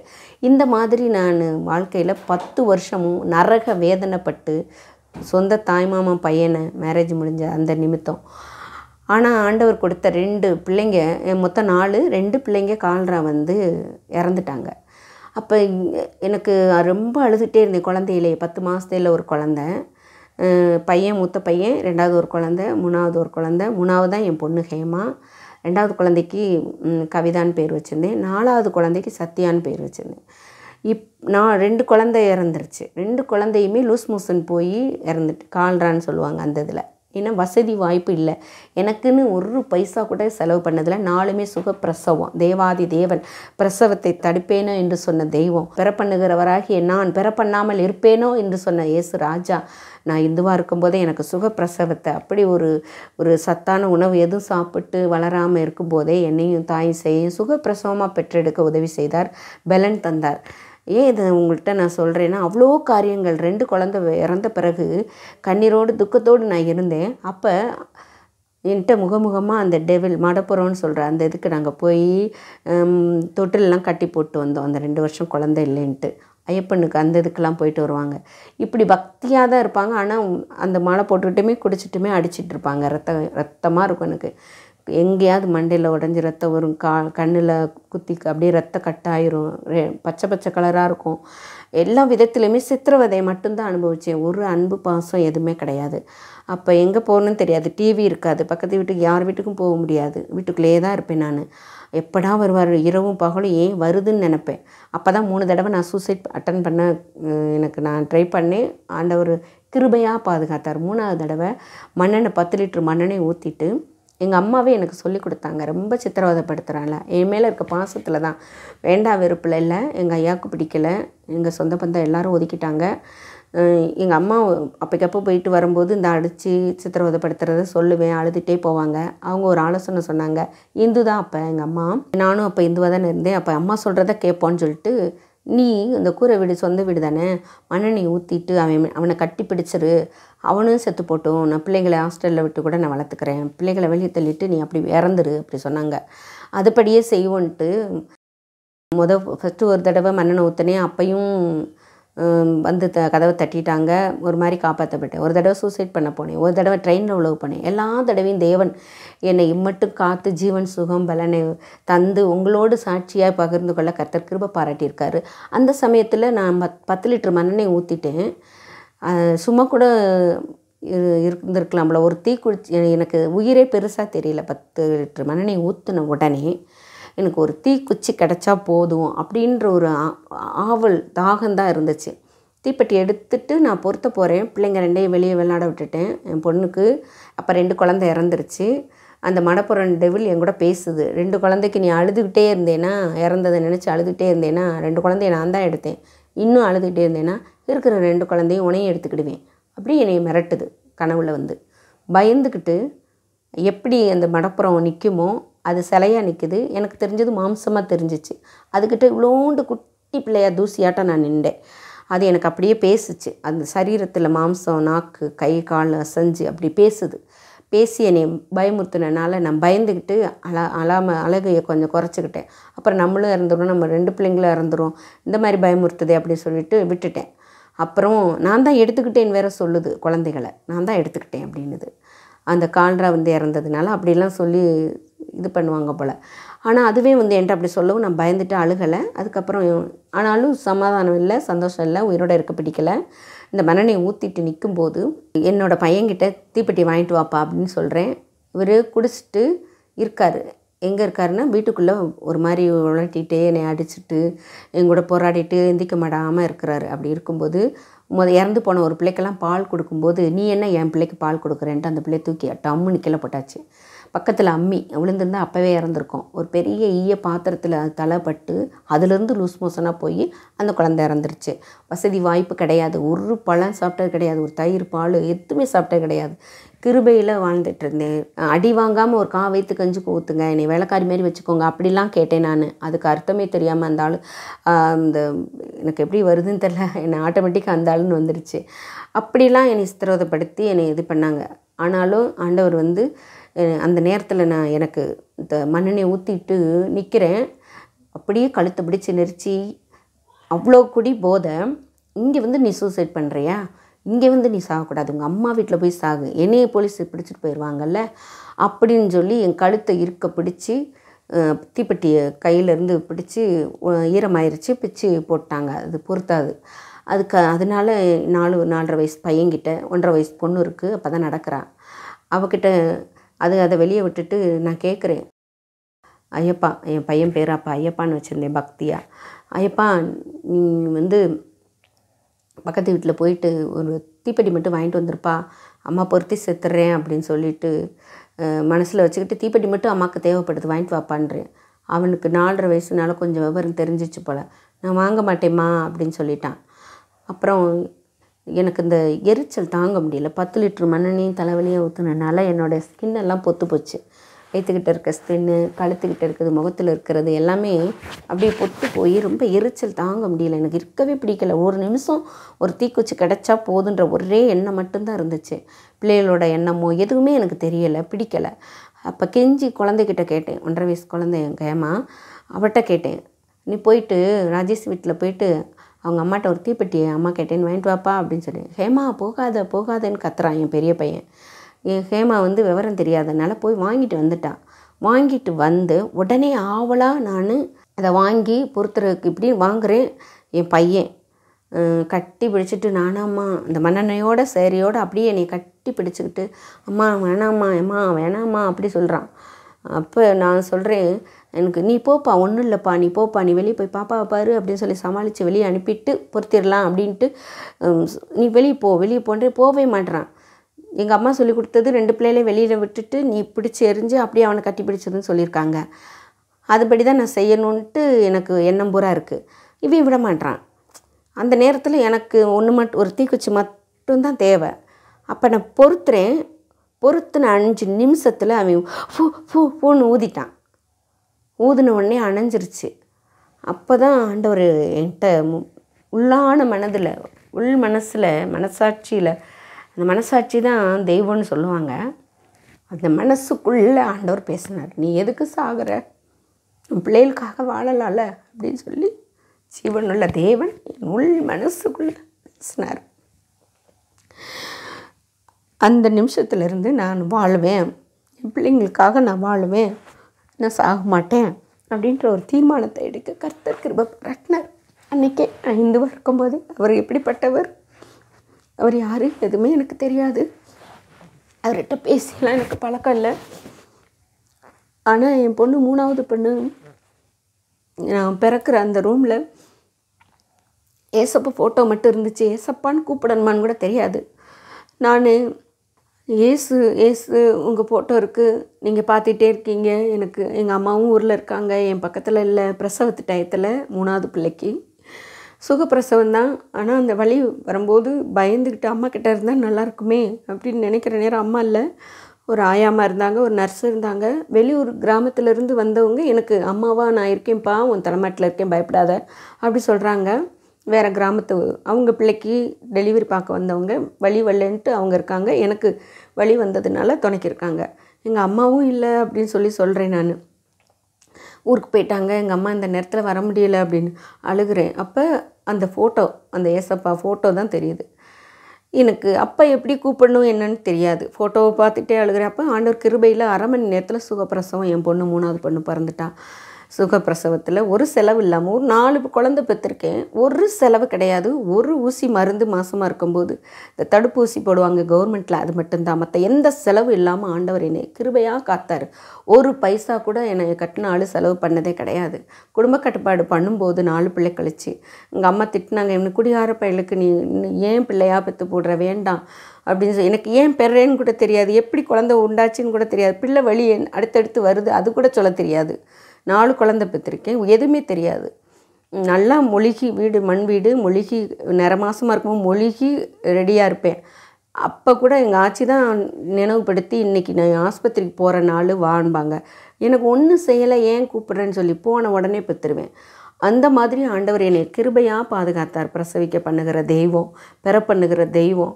நான் எதுவாக இருந்தாலும் ஆண்டவர் என்னை மறக்கவே இல்லை, ஒதுக்கி வைக்கவே இல்லை. நான் கல் மண்ணையும் நம்பும்போது கூட என்னை ஆண்டவர் கோபிக்கலை. அப்படிப்பட்ட நல்ல தெய்வத்தை நான் அறிந்து கொள்ள எவ்வளோ நாள், 26 வயசு கடந்துருச்சு. நான் வெக்கத்தோடு சொல்கிறேன், 26 வருஷத்தை ஜீவனுள்ள தேவனை கண்டுபிடிக்கலைன்ற வேதனை எனக்கு எப்போவுமே இருக்கும். அந்த வயதுலையாவது, அந்த வாலிப வயதுலையாவது என்னை தொட்டாரே அப்படின்னு சொல்லி நான் நன்றி உள்ளவளாக இருக்கணும்னு சொல்லி இன்றைக்கும் ஆண்டவரை நான் விசுவாசித்து ஒரு ஊழியக்காரனுக்கு தாயாக இருக்க கர்த்தர் கிருபை பாராட்டியிருக்காரு. அப்போ அந்த நேரத்தில் தீக்குச்சி இது பண்ணிவிட்டு அதுக்கப்புறம் ஏதோ ஷாம்பு போட்டு சேக்கா போட்டு எல்லாம் போட்டு குளிக்கிறேன். ஒன்றுமே என்னால் இது பண்ண முடியல. அப்புறமே கொஞ்சம் பிசு இருந்துச்சு. அதுக்கப்புறம் தான் சரியாச்சு. அதுக்கப்புறமும் திரும்ப வேலைக்கு போயிட்டு வந்தாலும் வேலைக்கே சரியாக போக மாட்டார். கடன் வாங்கி சாப்பாடு கொடுக்கணும். 15 ரூபாய்க்கு மேலே வாங்கக்கூடாது சாப்பாட்டுக்கு கடன். அதுக்கு மேலே ஒரு பைசா கூட. என் பையனுக்கு ஒரு 50 பைசா முறுக்கு வாங்கிட்டேன். கதவை அடைச்சிட்டு புஸ்தகத்தை காட்டு, கடன் புஸ்தகத்தை காட்டு, அந்த நோட்டில் எவ்வளோ எழுதியிருக்கு, எதுக்கு இன்றைக்கி 15 ரூபா 50 காசுக்கு வாங்கினேன்னு சொல்லிட்டு மட்டை கம்பெடுத்து அட்டின்னு அடிப்பாங்க. தம்பி ஒரு முறுக்கு கேட்டான்னு வாங்கி கொடுத்தீங்க அப்படின்னு சொன்னால், உன்னை யாரடி வாங்கி தர சொன்னாங்க, அம்மா வீட்டிலேருந்து ஒன்றுமே வரதட்சணை கொடுமை தான், ஒன்றுமே தரமாட்டுறாங்க, நானே கஷ்டப்பட்டு உன்னைய பார்க்கணுமா அப்படின்னு சொல்லி அவங்களுக்கு எதிர்பார்ப்போடு இருந்துக்கிட்டே என்னை போட்டு சித்திரவதைப்படுத்தி ரொம்ப வெறுப்பாக்குனாங்க. எனக்கும் பிடிக்காமல் போயிடுச்சு. ஒரு நாள் ஆண்டவர் எனக்குள்ளே இருந்து ஒரு தைரியத்தை கொடுத்தாருன்னு நான் விசுவாசிக்கிறேன். எப்படி வாழ முடியும், எப்படி 2 பிள்ளைகளை வாழ வைக்க முடியும் தனியாக போய் அப்படின்ற அந்த பயமே இல்லாமல், எனக்கு இந்த ஆள் வேணவே வேணாம், நான் போயிட்டு வரக்குள்ளே நீ செத்துறணும் அல்லது வீட்டில் இருக்கக்கூடாது அப்படின்னு சொல்லிட்டு போனாங்க. அதனால 2 பிள்ளைகளையும் கூட்டிகிட்டு என்னோடய பாத்திரங்கள் எல்லாத்தையும் எடுத்துகிட்டு அம்மா வீட்டுக்கு போயிட்டேன். அம்மா வீட்டில் கொஞ்ச நாள் இருந்தேன். திரும்பவும் தொந்தரவு பண்ணாங்க, வரவே இல்லை நான். அப்புறம் நான் சொன்னேன், மனுஷனாக திருந்தி வந்தால் மட்டும் நான் எடுத்துக்கிடுவேன்னு சொன்னேன். 5 வருஷம் ஆச்சு, மனுஷனாகவே வரல. 5 வருஷம் கழித்து மிருகமாக தான் வந்தாங்க. நான் வரலை, எனக்கு வேண்டாம், வேறு கல்யாணம் முடிச்சுக்கோங்கன்னு சொல்லவும் அவங்க வேறு மேரேஜ் முடிஞ்சு 3 பிள்ளைகளோட ராமேஸ்வரத்தில் இருக்கிறாங்க. அதுக்கப்புறம் ஆண்டவர் என்னை அந்த இவர்கிட்ட நான் அடிபட்டுட்டு இருக்கும்போதெல்லாம் அம்மா விட்டு கோச்சிட்டு போகிற சமயத்தில் கேர்சல் அட்டன் பண்ணுறதுக்கு எங்கள் அக்கா மாப்பிள்ளை பாஸ்டராக இருக்கார், பாஸ்டர் ஜோசப் கணேசன். அவங்க வீட்டில் கேர்சல் நடக்கும்போது அவங்க வீட்டில் போயிட்டு நான் கேர்சல் அட்டன் பண்ணும்போது எனக்கு பெரிய பரலோகமாக இருக்கும். தேவாதி தேவனை முகமுகமாக பார்த்து எனக்கு அதை விட்டு வெளியே போகவே மனசு வராது, வீட்டுக்கு போகவே பிடிக்காது. ஆனாலும் கேர்சல் 1 மணி நேரம் 1.5 மணி நேரத்தில் முடிஞ்சிடும். எங்கள் பாஸ்டர் சபையிலேருந்து ஜே.ஜே.ஒய் அருள் அவங்க assistant Selva pastor, Joel pastor இவங்களாம் வந்து எங்களுக்கு கேர்சல் எடுப்பாங்க. அப்போ கோச்சிட்டு வர நேரமெல்லாம் நான் அட்டன் பண்ணுவேன், எனக்கு பிடிக்கும். திரும்ப ஏதாவது சொல்லியிருந்தாலும் கூப்பிட்டு போயிடும். அப்போ கடைசியாக மொத்தத்தில் வேணான்னு சொல்லிட்டு நான் வந்த பிறகு எந்த டிஸ்டர்ப் இல்லாமல் நான் தேவனை தேட ஆரம்பித்தேன். ஆண்டவர் சபைக்கு போகிறதுக்கு எனக்கு ஆண்டவர் வழிகாட்டினார். எனக்கு என் பிள்ளைங்களை சண்டே கிளாஸுக்கு அட்டன் பண்ண கிருபை செஞ்சார். சண்டே கிளாஸில் என் பிள்ளைங்க அறிவாக பேசி நீட்டாக பேசி போங்க வாங்கன்னு அழகாக நீட்டாக பிள்ளைங்க கீழ்ப்படிஞ்சு வர்றதை பார்த்தோன்னே எனக்கு ஆச்சரியமாக இருந்துச்சு. நம்மளாக வளர்த்தா கூட இப்படி வளர்க்க முடியாதே. பிள்ளைங்க 2 பிள்ளைகளும் ஹேமாவும் மோசஸும் எனக்கு ஒரு கிஃப்ட்டு. சண்டே கிளாஸ்லேயே என் பையனுக்கு ஐயப்பான்னு இருந்தது பேர். சண்டே கிளாஸ் என் சித்தி பொண்ணு தான் சண்டே கிளாஸ் எடுப்பாள். அவள் வந்து அவங்களாம் கிறிஸ்தவ ஃபேமிலி. அவள் வந்து என் பையனுக்கு மோசஸ்ன்னு பேர் வச்சா சண்டே கிளாஸ்லேயே. என் பையன் பெரிய லாய் 15 வயசில் ஞானஸ்தானம் எடுக்கும்போது பாஸ்டரும் அதே பேரை கொடுத்து மோசஸ்ன்னு வச்சாங்க. ஆண்டவர் கிருபையில் பிள்ளைகளை வளர்த்து கொஞ்சம் கொஞ்சமாக படித்து பிள்ளைங்க +2 முடித்து காலேஜ் போனால், காலேஜ் முடிஞ்சோடனே என் பொண்ணுக்கு ஒரு அலைன்ஸ் எங்கள் சித்தப்பா பையன் அப்பா கூட பிறந்த அப்பாவுடைய அம்மாவும் சித்தப்பாவுடைய அம்மாவும் கூட பிறந்தவங்க. ஒன்று விட்ட சித்தப்பா பையனுக்கு என் பொண்ணை மேரேஜ் பண்ணி வைக்க எங்கள் ஐயா விட்டு செய்கிறோன்னு எனக்கு ரொம்ப சந்தோஷம். தேடி வந்து கேட்டாங்க. 1 வருஷம் அனத்தி பிள்ளை வேணும்னு கேட்டு முடிச்சுட்டு போனாங்க. நல்ல ஃபேமிலி, நல்ல குடும்பம், நல்ல வாழ்க்கை நல்லபடியாக முடிஞ்சிச்சு. ஒரு குழந்தை பிறந்துருச்சு. அதுவுமே ஆச்சரியம். எங்கள் சித்தி இந்த பாரம்பரிய கிறிஸ்தவங்க, பண்டிகை கிறிஸ்தவங்க. எங்கள் சித்தப்பா முன்னெடுப்பில் இருக்காங்க, காரியாபட்டி முன்னெடுப்பில். இப்போ பிழைக்க போயிட்டாங்க சென்னைக்கு. பெரிய நல்லா ஐஸ்வர்யமாக வாழ்கிறாங்க. ஆனால் அவங்க பாரம்பரிய கிறிஸ்தவங்க இன்னுமே அப்படி தான் இருக்காங்க. அவங்க இருந்தாலுமே இவன் இப்படி நல்லபடியாக நம்ம தம்பி நல்லா நம்ம கொண்டு வந்துருவோன்னு நினச்சி பாஸ்டர்கிட்ட கேட்டேன். பாஸ்டர் நல்லபடியாக முடிச்சு வச்சாங்க. திருமணத்துக்கு 1 பைசா இல்லாமல் இருந்தேன். ஆண்டவர் கிருபை 5.5 லட்சம் செலவு பண்ணி 5.5 பவுன் என்கிட்ட இருக்கிற கொஞ்சம் நகைகள் எல்லாத்தையும் போட்டு கொடுத்து ஆண்டவர் கிருபையில் இரக்கத்தில் நல்லபடியாக 1000 பேர் திருமணத்துக்கு வருவதற்கு கர்த்தர் கிருபை பாராட்டினார். அவங்க பொண்ணு நகை 7 பவுன் நகை பொண்ணுக்கு போட்டு நல்லபடியாக மேரேஜ் முடித்து கூட்டிகிட்டு போனாங்க. நல்லபடியாக ஆண்டவருக்கு இருக்க வச்சார். ஆனால் 3 மாதத்தில் இப்போ செப்டம்பரில் மேரேஜ்னா ஃபஸ்ட்டு கிறிஸ்மஸ் அங்கே கொண்டாடிட்டு ஃபஸ்ட்டு நியூ இயர் கொண்டாட இங்கே வந்திருக்காங்க. வந்த உடனே என் பொண்ணு, அம்மா எனக்கு நீங்கள் ஒரு சின்ன ஜெபம் பண்ணுங்கம்மான்னு மாடியில் கூப்பிட்டு போயிட்டு அழுதா. ஏன்ப்பா அழுகிற? சின்ன பொண்ணு 17 வயசு முடிஞ்சு 18 வயசு ஆரம்பம். அப்போ ஏம்மா அழுகிற? அழாதம்மான்னு. எதுவுமே கேட்காதீங்கம்மா. நான் எப்போ சொன்னாலுமே என்ன சொல்லுவேன்னா, ஃபோனில் பேசும்போது ஆச்சி தாத்தாக்கு கீழ்ப்படி, நல்லா பைபிள் வாசிக்கணும், ஜெபம் பண்ணணும், ஆண்டவருக்குள்ளே இருக்கணும். என்னப்பா இதை தான் சொல்லுவேன், ஓட்ட ரெக்கார்டு மாதிரி. வேறு எதையுமே கேட்டுக்கிட மாட்டேன். அவளுக்கு எதுவும் சொல்கிறதுக்கு டைமும் இருக்காது. அவங்க 10 மணிக்கு மேலே 5 நிமிஷம் தான் பேச டைம் தருவாங்க. அவங்க வடை போட்டு வேலை பிஸ்னஸில் நிறையா பிஸியாக இருக்கனால காசு தான் அவங்களுடைய பணம் தான் அவங்களுடைய முதல் குறிக்கோள். அதனால அவங்க சம்பாத்தியத்திலே இருப்பாங்க. சரி சம்பாத்தியம் முக்கியம் தானே அப்படின்னு சொல்லிட்டு. அப்போ நான் ஒன்றுமே அதை கேட்டுக்கிற மாட்டேன். இங்கே வந்து இதை கேட்குறதுக்கு வாய் எடுத்தாலும் எதுவும் சொல்லாமல், ஏம்மா எதுவுமே கேட்காதீங்கம்மா, எனக்கு ஒரு குழந்தை வேணும்னு மட்டும் ஜெபம் பண்ணுங்கம்மா. ஆச்சி ரொம்ப திட்டுறாங்கம்மா என்னைய குழந்தை இல்லைன்ட்டு. 3 மாதம் கல்யாணம் ஆகி 3 மாதத்தில் சின்ன குழந்தை. இதை சொன்ன உடனே எனக்கு இருதயமே, ஏசப்பா நான் உங்களை நம்பி சொந்தோன்னு கல்யாணம் முடிச்சு கொடுத்தேன், கிறிஸ்தவங்க தான். ஆனால் பரம்பரை கிறிஸ்தவங்களாக இருந்துக்கிட்டு ஏன் இப்படி ஒரு சத்தியத்தை அறியாமல் இருக்கிறாங்க? புரியாதா? சின்ன பிள்ளை தானே, எப்போ ஆண்டவர் கொடுத்தா நிச்சயமாக ஆண்டவர் கொடுக்கும்போது கொடுப்பார்லன்னு விசுவாசமே இல்லையா அப்படின்ட்டு, ஏசப்பா என் பிள்ளை இப்படி கண்ணீரோடு இருக்கிறத நீங்கள் பார்க்குறீங்கப்பான்னு வானத்தை நோக்கி 2 பேரும் 2 நிமிஷம் கண்ணீர் வடிஞ்சு ஜெபம் பண்ணி, ஏசப்பா என் பிள்ளைக்கு என்ன குழந்தை நீங்கள் கொடுக்க விருப்பமோ அதை கொடுத்துருங்கப்பா. அதனால சமாதானம் சந்தோஷம் இந்த குடும்பத்தில் வாழ்க்கை கட்டப்படட்டும், இந்த மாதிரி கண்ணீர் வர வேண்டாம் என் பிள்ளைக்குன்னு சொல்லி ஜெபம் பண்ணிவிட்டு நியூ இயர் ஆராதனைக்கு நாங்கள் கடந்து போகிறோம். 7 மணிக்கு ஜெபம் பண்ணுறோம். எல்லோரும் கிளம்பி 9:30க்கு நியூ இயர் ஆராதனைக்கு கிளம்பி போகிறோம். 2011 தான் மேரேஜ். 3 மாதம் முடிஞ்ச பிறகு தான் இந்த இது நடக்குது. அப்போ நியூ இயர் அப்போவே அவள் வயிற்று வலிக்குதுமான்றா.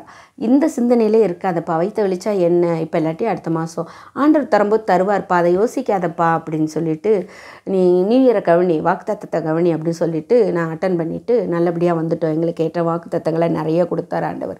சந்ததியை பெருக பண்ணுவேன்னு சொன்னார். நான் உன்னோட கூட இருக்கிறேன்னு சொன்னார். நீ பயப்படாத, நீ கலங்காத, திகையாதேன்னு சொன்னார்.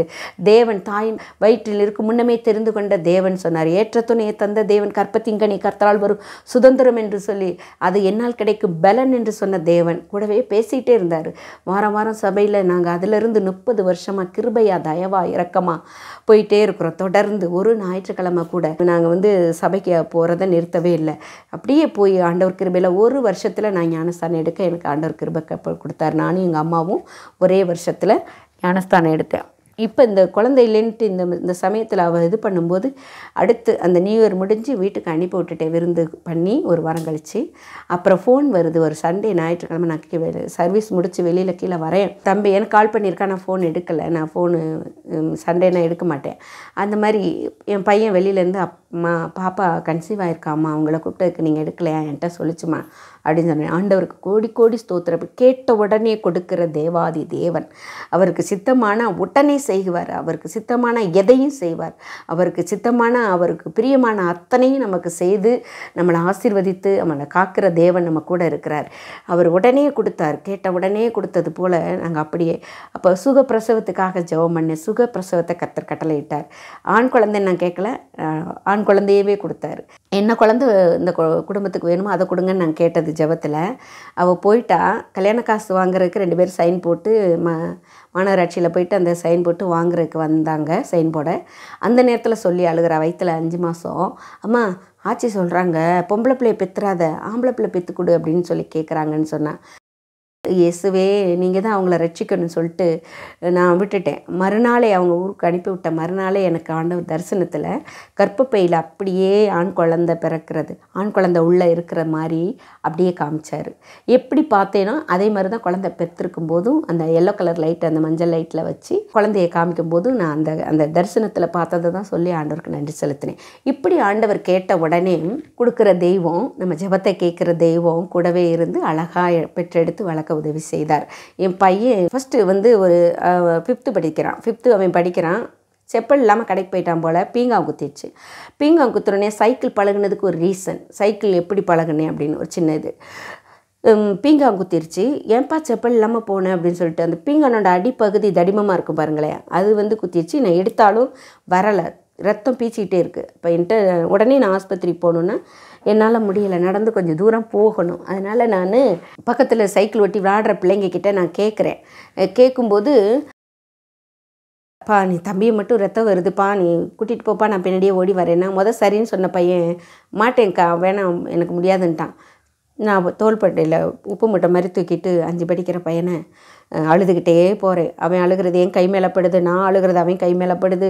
அப்படியே துக்கமாக அழுதுகிட்டே, ஏசப்பா நீங்கள் தான்ப்பா எங்களுக்கு வேறு யாரும் இல்லைப்பா அப்படின்னு சொல்லிட்டு ஏசப்பாவை ஏற்றுக்கொண்டவனே பாடுகள் இல்லை, பிரச்சனை இல்லை, வேதனை இல்லை, கண்ணீர் இல்லைன்னு நம்ம நம்பவே கூடாது. அதை ஏற்றுக்கொள்ளவே கூடாது. எல்லாம் இருக்கும். உபத்திரம் உலகத்தில் இருக்கிற வரைக்கும் உபத்திரம் உண்டு. ஆனாலும் திடன் கொள்ளுங்கள், நான் உலகத்தை ஜெயித்தேன் என்று சொன்ன தெய்வம் நம்ம கூடவே இருந்து ஜெயிக்க, சோதனையில் இருந்து தப்பித்துக்கொள்ள ஒரு போக்கை உண்டு பண்ணுகிறது. சோதனை ஆண்டவர் சோதிக்கிறவர் கிடையாது.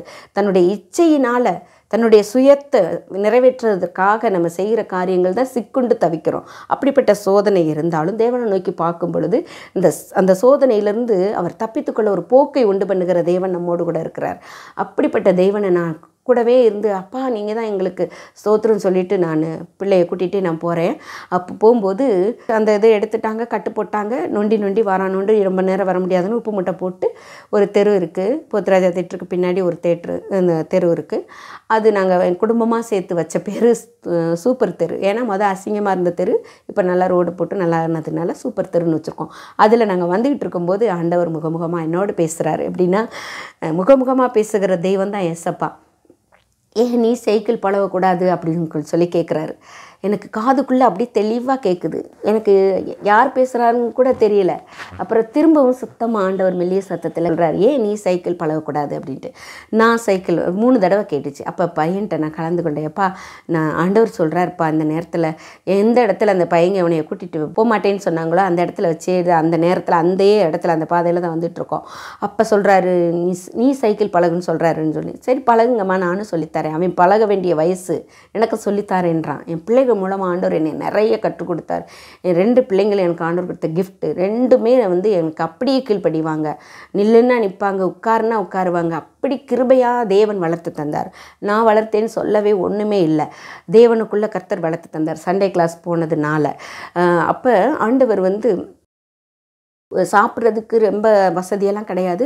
தறி வேலை பார்த்துட்ருக்கப்போ அந்த நேரத்தில் சினிமா பாட்டு பாடக்கூடாதுன்னு சபையில் சொல்லித்தராங்க. இங்கே வந்து நான் சினிமா பாட்டு தான் பாடிட்டு வேலை பார்க்குறேன்.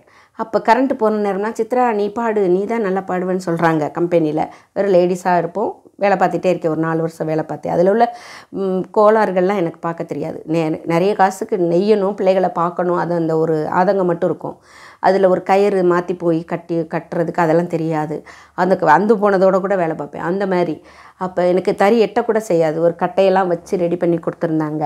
பெரிய தறி, ஆளுக்கும் தறி வேலைக்கும் சம்மந்தமே இருக்காது. அவ்வளோ பெரிய தறியை இழுத்து நிறைய அப்போதைக்கு ஆண்டவர் கிருபையில் அப்போயே 100 ரூபாய்க்கு, இப்போ ஆண்டவர் கிருபையில் 2001, 2 அந்த 2000க்கு முன்னாடி ஒரு 4 வருஷம் வேலை பார்த்தேன்.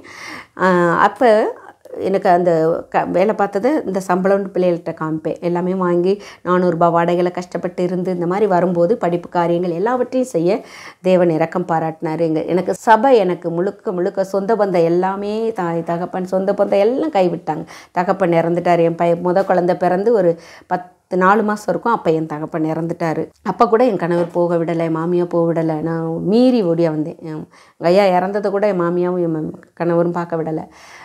வீடை திறந்து போட்டு நானாக என்ன அறியாமல் ஓடி வந்து தான் எங்கள் அப்பாவுடைய இறந்ததுக்கு நான் வந்தேன். அப்படிப்பட்ட இறுக்கமான நேரத்தில் எனக்கு பெரிய தைரியத்தை கொடுத்து வாழ வச்சார். எங்கள் அம்மாவையும் என்னோட கூட சேர்த்தாரு. எங்கள் அம்மாவும் நானும் ஒன்றா சேர்ந்து ஞானஸ்தானம் எடுத்தோம். ஒரே வருஷத்தில் ஒரே நேரத்தில் ஜே அருள் பாஸ்டர் அவங்கக்கிட்ட கையில் தான் ஜெயராஜ் தேட்டரில் அப்போ சபை நடந்துகிட்டு இருந்துச்சு. அப்போ எடுத்தோம். அப்போ பிள்ளைங்களை வளர்க்க ஆண்டவர் கிருபை பாராட்டினார். 15 வயசில் என் பையன் ஒரு கிறிஸ்மஸ் டயத்தில் ஞானஸ்தானம் எடுத்தான். இந்த மாதிரி சூழ்நிலையில் ஆண்டவர் வந்து பெரிய அற்புதமாக பிள்ளைகளையும் காப்பாற்றி வளர்த்து வந்தார். 15 வயசில் என் பிள்ளை ஏஜ் அட்டன் பண்ணேன். அதுக்கு கூட சின்ன பிள்ளையிலே ஒரு 7, 6 படிக்கும் போது ஏஜ் அட்டன் பண்ணிடுறாங்க.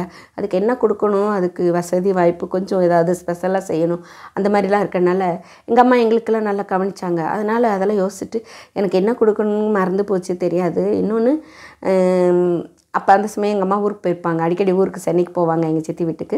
என்கிட்ட தான் இருப்பாங்க. எந்த மக வீட்டிலே இல்லை, என்கிட்ட தான் ஆண்டவர் கொண்டு வந்தார். எங்கள் அம்மா இருந்தது எங்களுக்கு பெரிய ஆசீர்வாதமாக இருந்துச்சு. ஒரு 7 வருஷம் எங்கள் அம்மா என் கூட இருந்து என் பிள்ளைகளையும் வளர்த்து விட்டாங்க. அப்போ ஆண்டவர் கிருபையினால் என் பொண்ணு கல்யாணம் வரைக்கும் இருந்தாங்க என் கூடவே. அது எனக்கு பெரிய ஆசீர்வாதம். அப்போ எங்கள் அம்மா பேர் பத்திரகாளி, ஜானட்டுன்னு. என் பேர் சித்ரா, ரெபேக்கான்னு சொல்லி எங்கள் ஞானஸ்தான பேர். எனக்கு ஆண்டவர் கிருபையில் 5வது பிறந்தனால பஞ்சவரணன் எங்கள் ஐயாவும் எங்கள் அண்ணன் மட்டும் கூப்பிடுவாங்க சில பேர். ஆனால் ஆண்டவர் வந்து கிருபையாக தயவாக அந்த நேரத்தில் நான் ஜெபிக்கிற ஜெபமான வேண்டுதல் மனசில் நினச்சேன். இப்போ என் பிள்ளை பெரிய பிள்ளை ஆகிடக்கூடாது. ஏன்னா ஸ்கூலில் படிக்கிற பிள்ளைங்க ஆகுறாங்கன்னு வந்து சொல்லும். அதெல்லாம் பற்றி பேசக்கூடாது, எதையுமே சொல்லி கொடுத்து வளர்க்கக்கூடாதுன்னு சொல்லிட்டு எங்களுக்கு அப்படி வளர்த்தாங்களா. அதனால் அதெல்லாம் அசிங்கம் பேசக்கூடாது, சொல்லக்கூடாதுன்ட்டு. அப்புறம் தெருவில் 2, 3 பிள்ளைங்க ஆனாங்க, ஏஜ் அட்டன் பண்ணாங்க. அதை வந்து பிள்ளை பேசிச்சு. என்ன இதவே சொல்லக்கூடாதுப்பா, விடுப்பா அப்படின்னு சொல்லிட்டு எனக்குள்ளே மனசுக்குள்ளே எசப்பா படிப்பு கெட்டுறக்கூடாது, கொஞ்சம் நான் கூட கொஞ்சம் சம்பளம் வாங்கிக்கிறணும். அப்போ கொஞ்சம் எனக்கு அதை பார்த்துக்கிட கொஞ்சம் லீவுனா நல்லாயிருக்கும். படிப்பு லீவ் போட்டு எல்லாருக்கும் தெரிஞ்சு அது ஒரு மாதிரி இருக்கும்.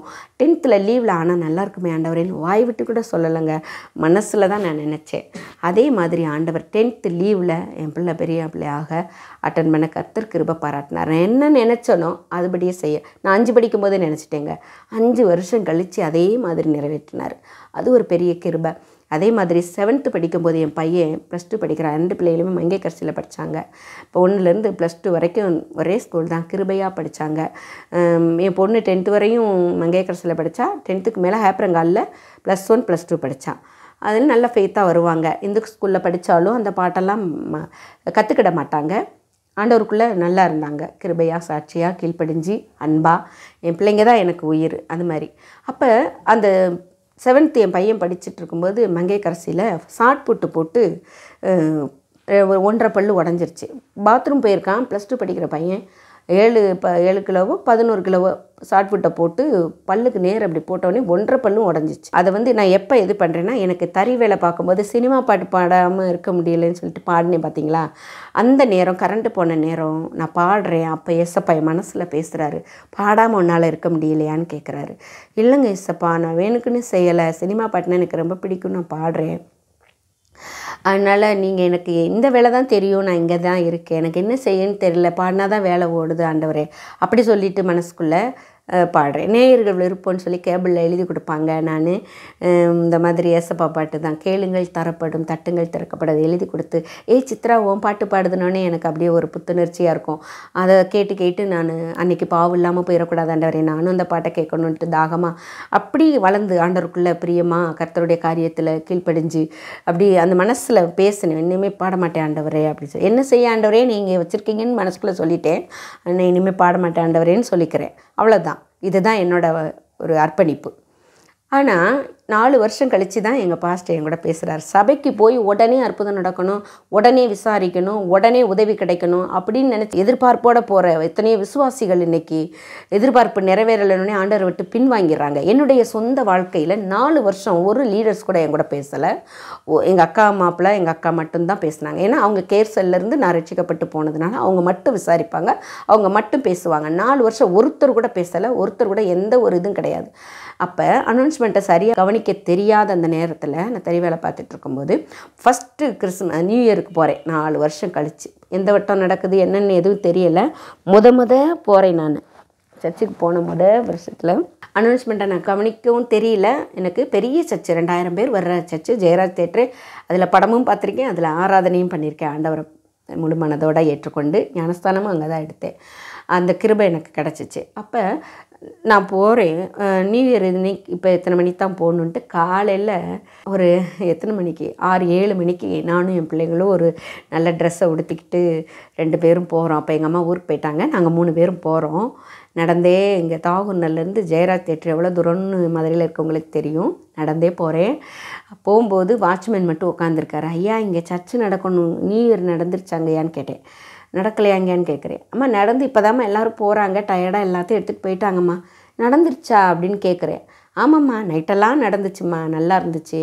நீங்கள் எந்த ஊருமான்னு கேட்டார். இந்த ஊர் தாங்கய்யா. சரிங்க, டைம் தெரியாமல் வந்துட்டேன் அப்படின்னு சொல்லிட்டு பாத்ரூம்கிட்ட போய் ஓன்னு அழுகிறேன். சப்பா என்ன உங்களுக்கு பிடிக்கலையா ஆண்டவரே, நான் நியூ இயரில் கலந்து கொள்ளணும் பிள்ளைன்னு நானே எவ்வளோ ஆசையாக வந்தோம் ஆண்டவரே, ஏமாந்து போயிட்டேனே எஸ்ஸப்பான்னு சொல்லிட்டு நான் அழுது முகம் வீங்கி வரதை பார்த்துட்டு அப்படியே முகம் கழுவிட்டு வரேன்.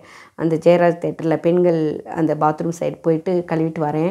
என் பிள்ளைங்களுக்கு தெரியக்கூடாது நான் அழுதுன்ட்டு. என் பிள்ளைங்க தோண்டி கேட்குறாங்க, என்ன ஏம்மா அழுகுறீங்க, எதுக்கு அழுகுறீங்க அப்படின்னு. அந்த பிள்ளைகளுக்கு சொன்னால் அதுங்களும் ஏமாந்துருன்ட்டு, ஒன்றும் இல்லைப்பா டைம் மாறி வந்துட்டோம், இன்னொரு தடவை நம்ம வருவோம் அப்படின்னு சொல்லிட்டு அந்த ஏமாற்றத்தை என்னால் தாங்கவே முடியலை. என்னை உங்களுக்கு பிடிக்கலையா எஸ்ஸப்பா, எப்படி நான் ஒரு சூடம் அமர்ந்ததுக்கு என்னை பிடிக்கலையான்னு ஒரு சிலைக்கிட்ட கேட்டனோ அதே மாதிரி ஆண்டவர்கிட்ட பேசினேன். நான் என்னை பிடிக்கலையா எஸ்ஸப்பா, நான் உங்களை தானே தேடி வந்தேன், நியூ இயர் ஃபஸ்ட்டு அட்டன் பண்ணணும், என் பிள்ளைகளோட வந்து ஏமாந்துட்டேனே, எனக்கு டைம் தெரியாமல் இப்படி ஏமாந்துட்டேனே அப்படின்னு சொல்லிட்டு. அதுக்கப்புறம் வருஷம் இது வரைக்கும் தேவ கிருபையினால் 29 வருஷம் நியூ இயர் அட்டன் பண்ண கர்த்தர் கிருபை பாராட்டியிருக்கிறாரு.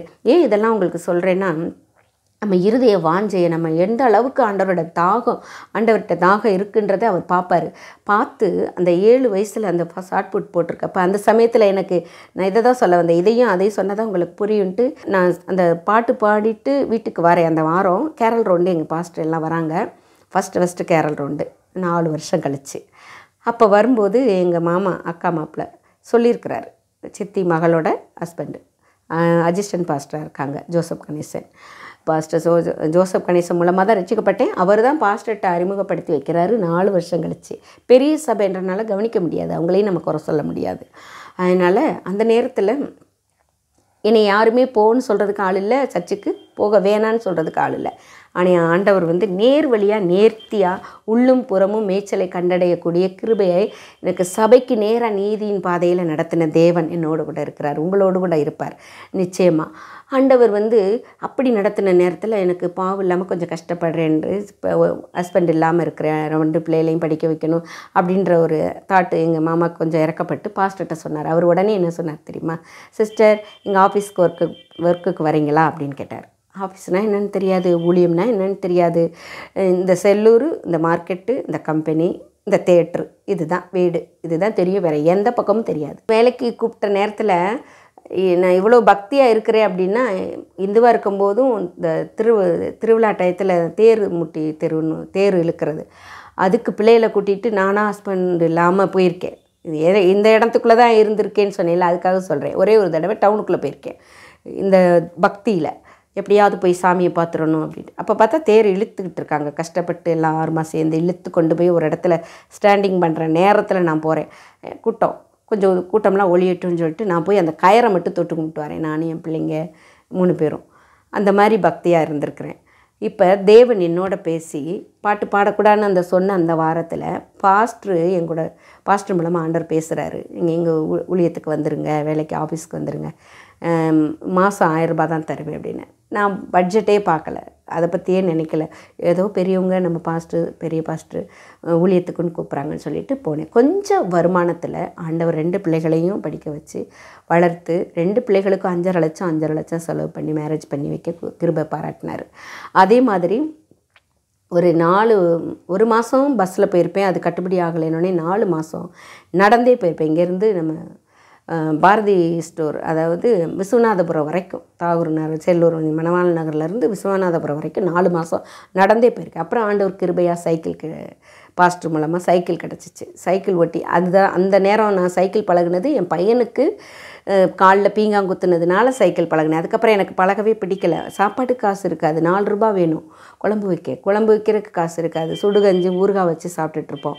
அப்போ என் பையன் நச்சரிப்பான், அவன் விளாடுற வயசு, ஆனால் அவன் ஓட்ட ஆசைப்பட மாட்டான். குழம்பு வைக்க காசு இருக்காது, அம்மா நான் பழகுவோம், வாங்கம்மா உங்களை பழகித்தாரேன் அப்படின்னு சொல்லுவான். நான் ஓட்டுவேன், என் பிள்ளை எங்கேனாலும் ஓடி வருவான். என் பையன் பொறுமையாக பின்னாடி உட்காரேன்னு சொல்ல மாட்டான், நான் ஓட்டுறேன் நட முடிக்க மாட்டான். 1 மணி நேரம் 4 ரூபா வாடகை சைக்கிள் வாங்கி ஓட்டி பழகணும். அப்புறம் கொஞ்ச நாள் எனக்கு வெறுத்துருச்சு, இது எங்கே பார்ப்ப போகிறேன், நான் தறி வேலை பார்த்துக்கிட்டு சைக்கிள் ஓட்டி விடுப்பா அப்படின்னு சொல்லிட்டு விட்டுட்டேன். அப்புறம் தான் பார்த்தா ஆண்டவர் கிருபையாக ஆஃபீஸ்க்கு வர்றதுக்கு சைக்கிள் உங்களுக்கு ஓட்ட தெரியுமா, எட்டுமான்னு கேட்டார். பழகிருக்கீங்களான்னு கேட்டார் பெரிய பாஸ்டர். ஓட்டுவேன் பாஸ்டர்ன்னு சொன்ன உடனே ஆண்டவர் கிருபையில் 2 பிள்ளைங்க அசிஸ்டன்ட் பாஸ்டராக இருந்தாங்க, அது கவிதா, ஃபீபின்னு சொல்லிட்டு. அதுக்கு தான் கேட்க சொன்னாங்க. பாஸ்டர்கிட்ட வாயில் பிள்ளை தான் பிழைக்கும், எதுவுமே பேசாமல் இருந்தால் கிடைக்காதுல்ல, பேக்கா பேசுங்க. பேசும்போது அது எனக்கு இளைய பிள்ளைங்க தான், ஊழியம் செய்கிற பிள்ளைங்க. அவங்க அந்த பிள்ளைங்க எனக்கு ரொம்ப சப்போர்ட்டிவாக இருந்தாங்க, என்கரேஜ் பண்ணுவாங்க, பாடல் பாடுறதுல எல்லாத்துலேயும். ஆண்டவர் கிருபையாக அந்த நேரத்தில் சைக்கிள் கொடுத்து ஒரு 4 மாதம் நடந்த பிறகு சைக்கிளில் ஒரு 7 வருஷம் பாஸ்டர் ஆஃபீஸில் ஒர்க் பண்ணேன். எப்படின்னா ஆண்டவர் கிருபையில் டைப் பண்ணணும், அதாவது இன்லேண்ட் லெட்ரு எழுதணும். பாஸ்டருக்கு வர லெட்ரு நான் பதில் போடணும், பாஸ்டர் போட்ட மாதிரியே ஜெபம் பண்ணி வசனத்தோடு போடணும், அவர்கிட்ட சைன் வாங்கி போடணும்.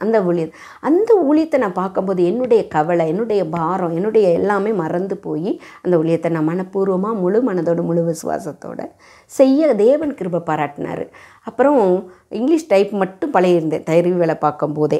அது ஒரு விசுவாசம், ஏதாவது ஒரு வேலை பார்க்கலாம், நம்மளுக்கு வேலை கிடைக்கும் அப்படின்ட்டு நான் பழகியிருந்தேன். கிறிஸ்டினாக தான் இருக்கேன், எல்லாம் கிண்டல் பண்ணுவாங்க, என்ன 1 மணி நேரம் போயிட்டு பேப்பரை தூக்கிட்டு வர அப்படின்ட்டு. பிள்ளைங்கக்கிட்ட கீழே கீபோர்டு மாதிரி வரைஞ்சி அந்த எழுதி ஸ்கேலில் சிமெண்ட்டு தரையில் ஸ்கேலில் அந்த பட்டனெல்லாம் அப்படியே ASDF அந்த இதெல்லாம் எழுதி, அம்மா கரெக்டாக கை வைக்கிறேன்னா பாரு அப்படி சொல்லி பண்ணுவேன். பழகிட்டு இங்கிலீஷ் மட்டும். அப்புறம் பாஸ்டர் சொன்னாங்க தமிழும் கற்றுக்கிடணும் அப்படின்னாங்க. எனக்காக 11 கேர் ஆஃபீஸில் ஒரு தமிழ் டைப் மிஷின் இருந்துச்சு, அதை எங்கள்கிட்ட கொடுத்தாரு பாஸ்டர். கற்றுக்கோங்கன்னே நான் அதுவும் கற்றுக்கிட வந்தேன். அந்த இங்கிலீஷ் கற்றுக்கிட்ட லட்சுமி இன்ஸ்டியூட் நரிமேட்டில் இருந்துச்சு, அதில் சச்சி பக்கத்துலேயே. அந்த அக்கா சொன்னாங்க, ராணி அக்கா நீ ஊழியத்தில் இருக்கனால சும்மாவே கற்றுக்கிற பேக்கா, நான் ஃபீஸ் கேட்க மாட்டேன்னு. 1 மந்த்து மட்டும் ஃபிங்கரிங் பழகிட்டேன், ஸ்பீடு தமிழ். நான் கிளாஸ் எல்லாம் போகலை, மற்றபடி இங்கிலீஷ் தமிழ் லோயர் ஹையர் முடிச்சிருக்கேன். தமிழ் 1 மந்த்து ஃபிங்கரிங் மட்டும் கற்றுக்கிட்டேன்.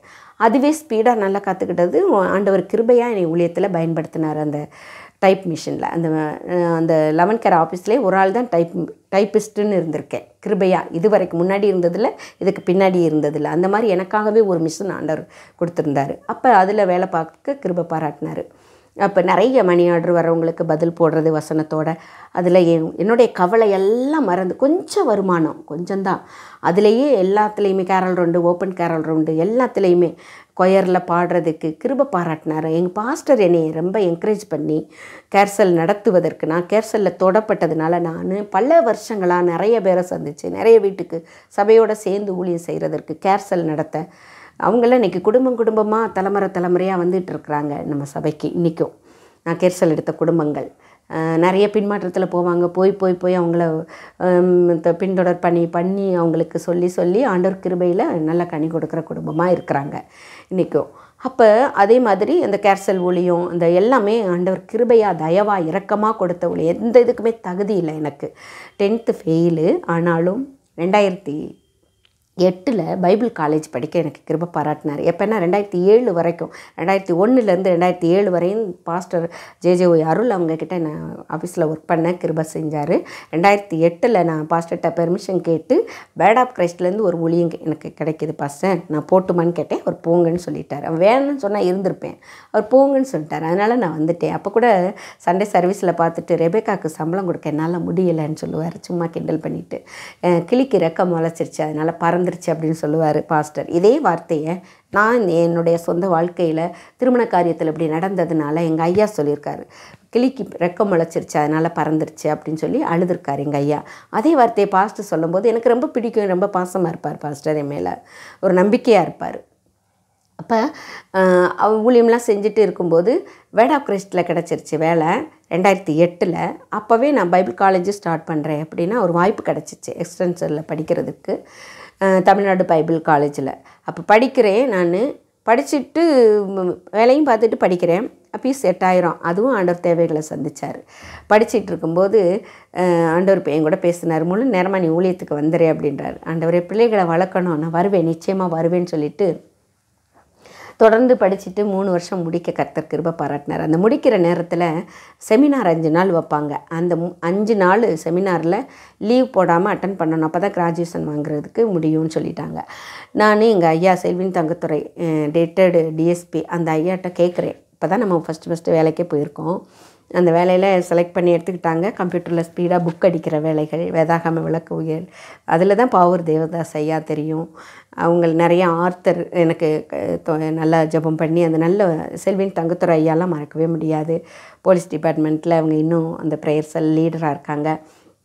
அவங்களாம் என்னை ஆவிக்குரிய இதில் வளர்த்து விட்டாங்க. 2008 இப்போ வரைக்குமே ஆண்டவர் கிருபையில் அந்த பைபிள் காலேஜ் முடிக்கிற நேரத்தில் செமினார் அட்டன் பண்ணியே ஆகணும் பாருங்களேன்.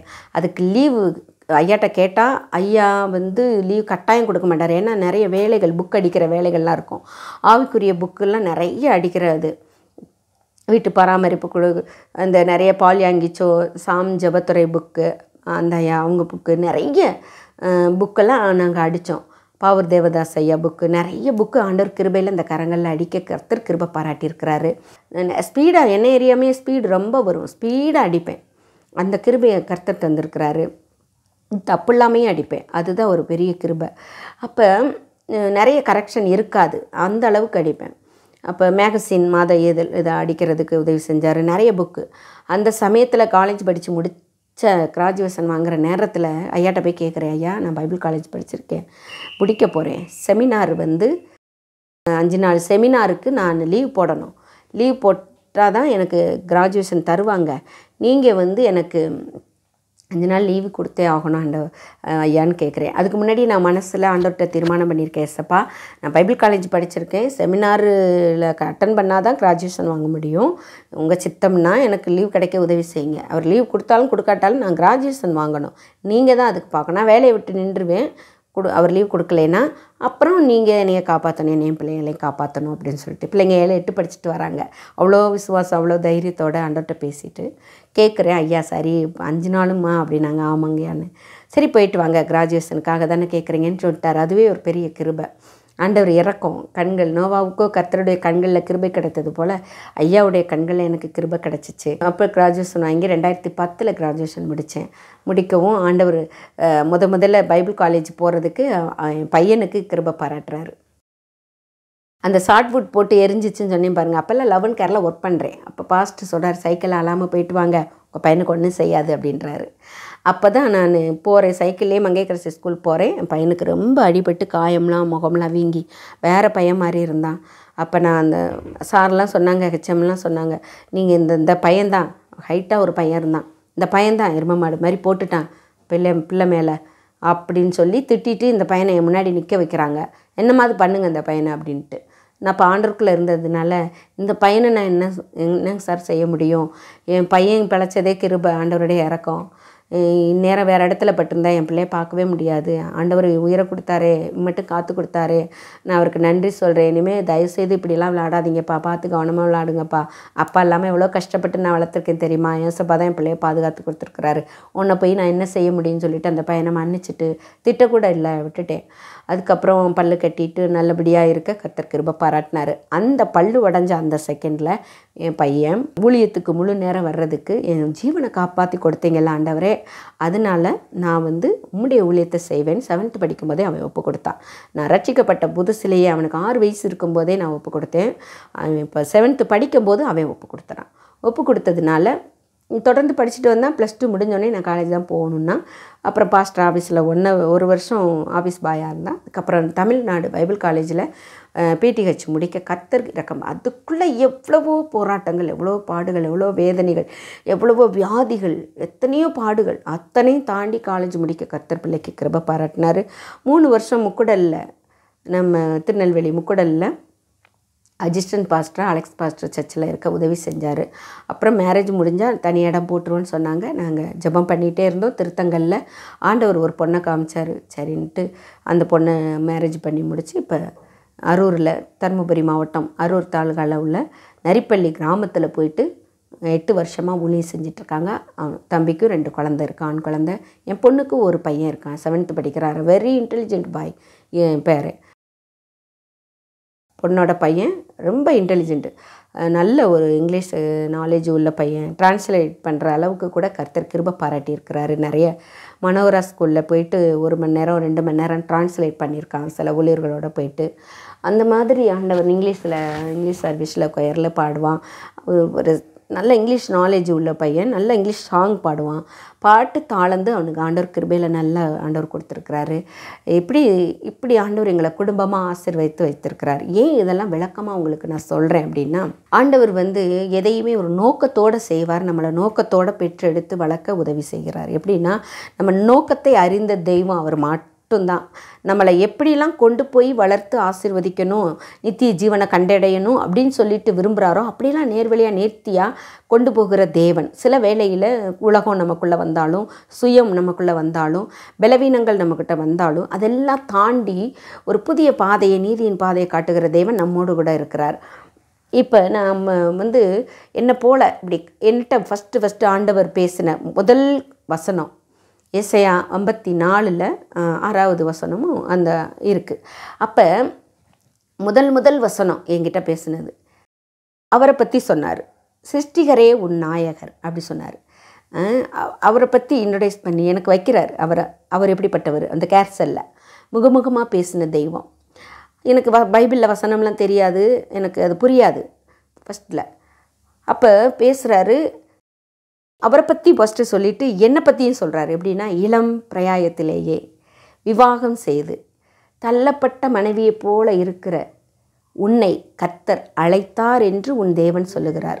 அப்போ இந்த வார்த்தை நான் இவ்வளோ நாளும் கல்லுக்கிட்ட பேசிட்டு, மனசுக்குள்ளேயே இறந்த எங்கள் சித்திட்டெல்லாம் பேசிட்டு, ஃபோட்டோவை பார்த்து பேசிட்டு, ஒரு தண்ணி எடுக்கும்போது குழந்தை அழுதுறக்கூடாது பார்த்துக்கோங்க அப்படிலாம் சொல்லிவிட்டு, இந்துவாக இருக்கும்போது, எங்கள் சொந்த வீட்டில் கூரை வீட்டில் இருக்கும்போது அப்படிலாம் பேசுவேன். நான் தாத்தாட்டையும் சித்திட்டே இறந்த ஃபோட்டோட்டையும் நான் தண்ணி எடுக்க போகிறேன், பிள்ளையை பார்த்துக்கோங்க, பிள்ளை கீழே விழுந்துடக்கூடாது, இப்படி பேசிட்டு போவேன்.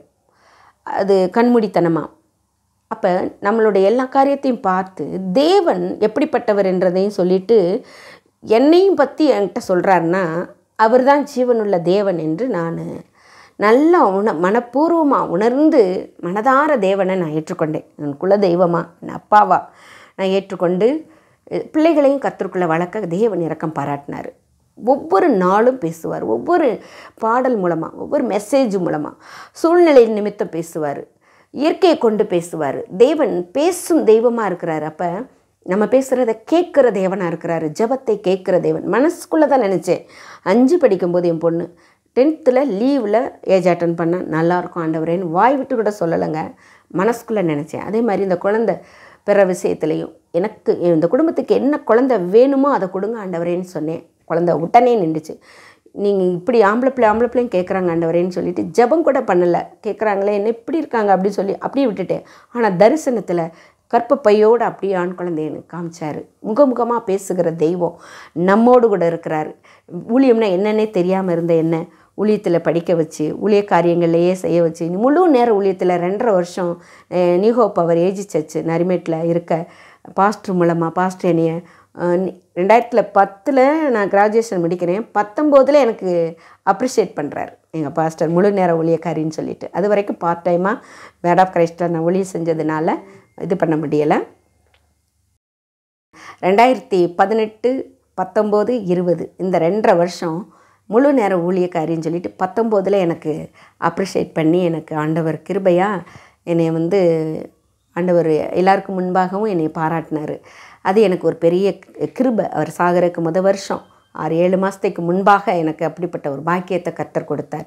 எனக்கு இப்படி அப்ரிஷியேட் பண்ணுவாருன்னு தெரியாது. அப்ரிஷியேட் பண்ணுற நாள் பாஸ்டர்ஸ் எல்லாரையும் அசிஸ்டன்ட் பாஸ்டர் பெரிய பாஸ்டர் எல்லாரையும் வருஷம் அப்ரிஷியேட் பண்ணுற ஒரு நாள் வரும். அதில் அதுக்காக ஆரம்பிக்க முன்னே ரெபேக்கா ஒரு பாடல் பாடுங்கன்னு சொன்னோடனே நான் ஒரு பாடல் பாடினேன். அப்போ அந்த பாட்டை உணர்ந்து பாடும் பொழுது உண்மையிலேயே சபையே ஒரு ஸ்தம்பித்து எப்போ பாடல்னாலும் தேவ பிரசன்னம் இருக்கும். அப்படி நின்றுச்சு. அந்த நேரத்தில் ஆண்டவர் பேசிப்பார் போல் பாஸ்டர்கிட்ட எனக்கும் அப்ரிஷியேட் பண்ணணுன்ட்டு. எனக்கு அது தெரியாது. கடைசியாக என்னையும் கூப்பிட்டு அப்ரிஷியேட் பண்ணி எனக்கு முழு நேர ஊழியத்தையும் கொடுத்து 2.5 வருஷமாக பண்ண உதவி செய்தார். இப்படியாக ஆண்டவர் கிருபையாக தயவாக என்னுடைய வாழ்க்கையில் எவ்வளோ பாடுகள் வேதனைகள், கணவர் இல்லாமல் தாய் தகப்பன் தூரத்தில் இருந்து தனிமையாக இருக்கும் பொழுது எத்தனையோ காரியத்தில் தூக்கி எடுத்த தெய்வம் என்னைய ஒரு ஊழியக்காரியாக வச்சுருக்கிறாரு. ஊழியக்காரனுக்கு அம்மாவாக வச்சுருக்கிறாருன்னா எந்த விதத்திலும் தகுதியே இல்லை. எத்தனையோ கணவர் இல்லாமல் வாழ்கிறதெல்லாம் ரொம்ப பெரிய கஷ்டம். சும்மா நின்று பேசினா கூட ஒரு வேறு கண்ணோட்டத்தில் பார்ப்பாங்க. அப்படிப்பட்ட நேரத்தில் எத்தனையோ பிரச்சனைகள், பாடுகள், வேதனைகள், அவமானங்கள், கண்ணீர் வந்துச்சு. எல்லாவற்றிலிருந்து என்னை ஆண்டவர் தூக்கி எடுத்து நிறுத்தி உங்களுக்கு முன்பாக ஜீவனோடு சாட்சி சொல்ல வைத்திருக்கிறாரே, அவர் எவ்வளோ பெரிய தேவன். என்னுடைய பாதையில் கடந்து குடிகார கணவரோடு கூட போராடி கொண்டிருக்கிற உங்கள் ஒவ்வொருவரையும் நான் பார்த்து சொல்கிறேன். வாழ்கிறதுக்கு வழியே இல்லை, சூசைட் ஆவியோடு கூட நான் சாக போகிறேன் என்று சொல்லி நினைத்து கொண்டிருக்கிற உங்கள் ஒவ்வொருவரோடு கூட நான் ஆண்டவருடைய நாமத்தில் நான் உங்களை வாழ்த்தி ஆசீர்வதித்து கேட்டுக்கொள்கிறேன். நீங்கள் அப்படிப்பட்ட சூழ்நிலையில் இருந்தால் ஜீவனுள்ள தேவனுடைய நாமத்தை தொழுது கொள்ளுங்கள். இயேசு இரட்சகரை உங்கள் சொந்த இரட்சகராக ஏற்றுக்கொள்ளுங்கள். அவர் நானே வழியும் சத்தியமும் ஜீவனுமாக இருப்பேன் என்று சொன்ன தெய்வம் கூடவே இருக்கிறார். என்னை காப்பாற்றின தெய்வம், என் குடும்பத்தை காப்பாற்றின தெய்வம், என் பிள்ளைகளை காப்பாற்றின தெய்வம், தூக்கி நிறுத்தின தெய்வம், இன்றைக்கு சாட்சியாய் அவருக்காக வாழ வைத்த தெய்வம் உங்களையும் ஆசீர்வதித்து வாழ வைப்பார் என்று நான் விசுவாசிக்கிறேன். நான் நம்புகிறேன். உங்களுக்காக நான் ஜெபிக்கிறேன். கர்த்தருடைய நாமம் மகிமைப்படுவதாக.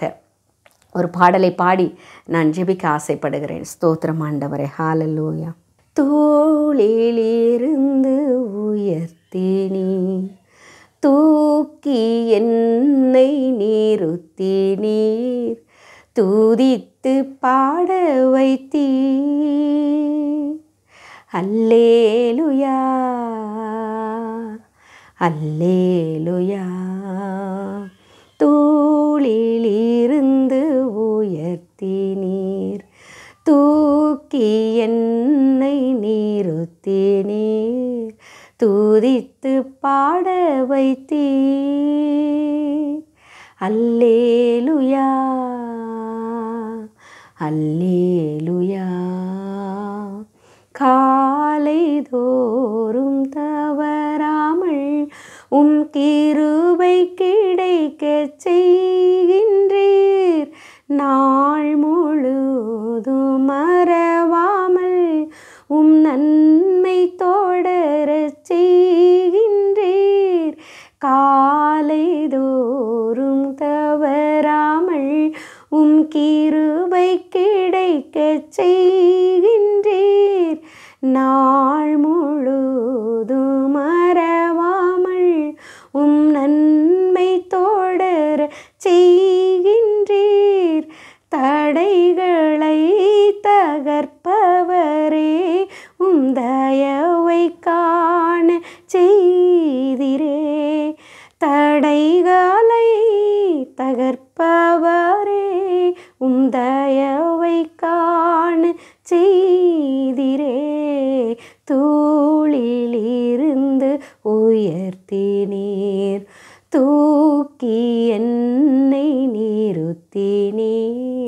துதித்து பாட வைத்தீர். அல்லேலுயா அல்லேலுயா.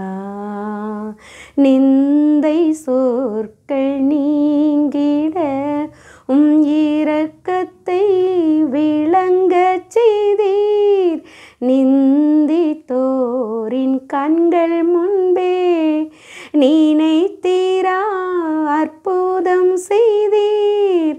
நிந்தை சொற்கள் நீங்கிட இரக்கத்தை விளங்கச் செய்தீர்.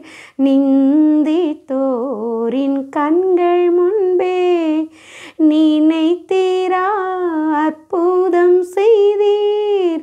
நித்தியரே நிரந்தரமே நீதியால் நிறைந்தவரே.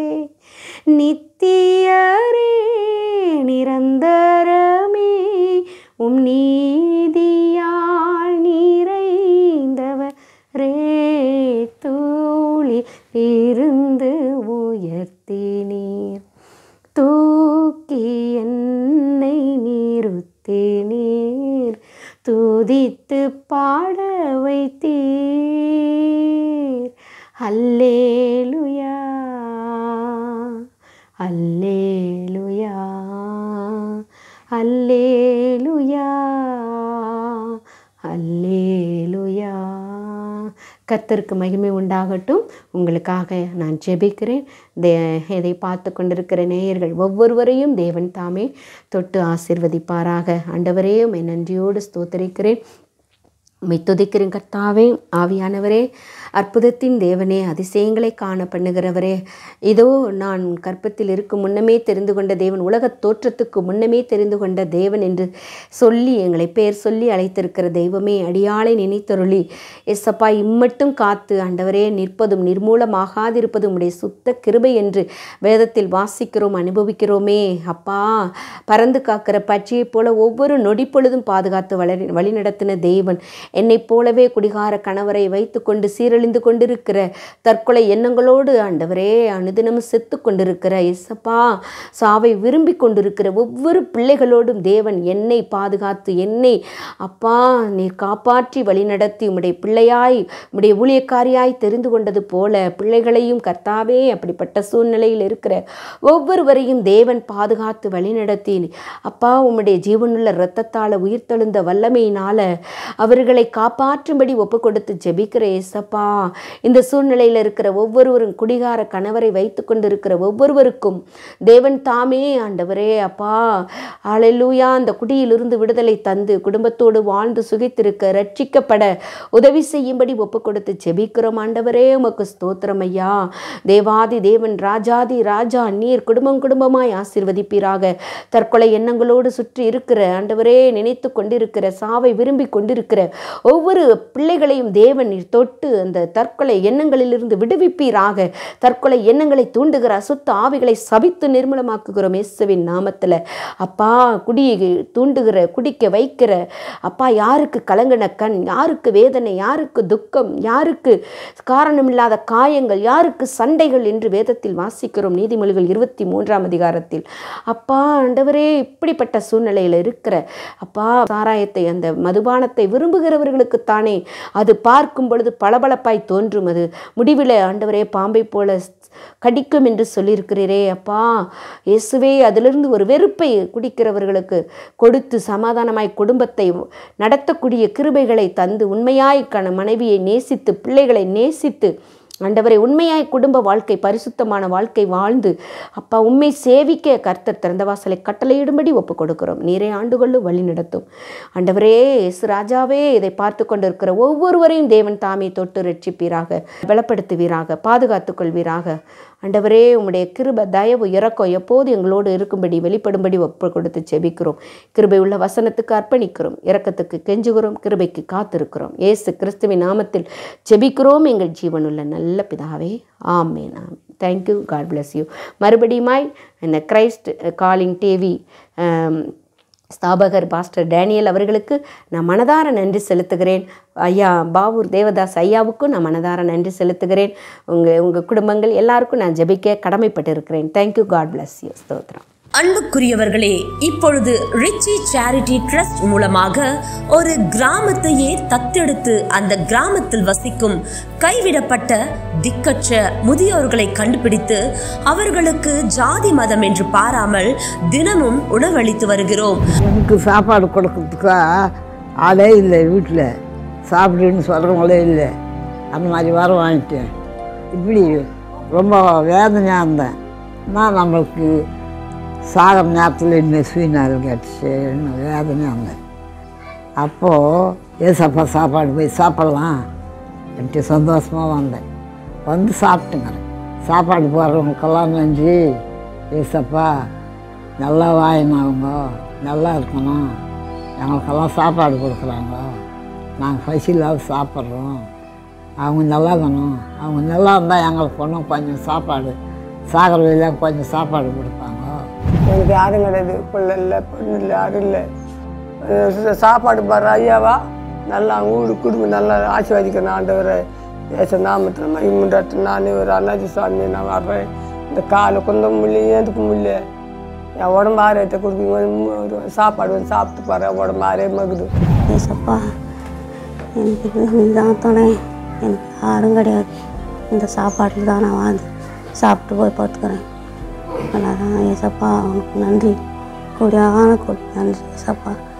அன்பானவர்களே, வேதம் சொல்லுகிறது, இரக்கமுள்ளவர்கள் பாக்கியவான்கள், அவர்கள் இரக்கம் பெறுவார்கள் என்று.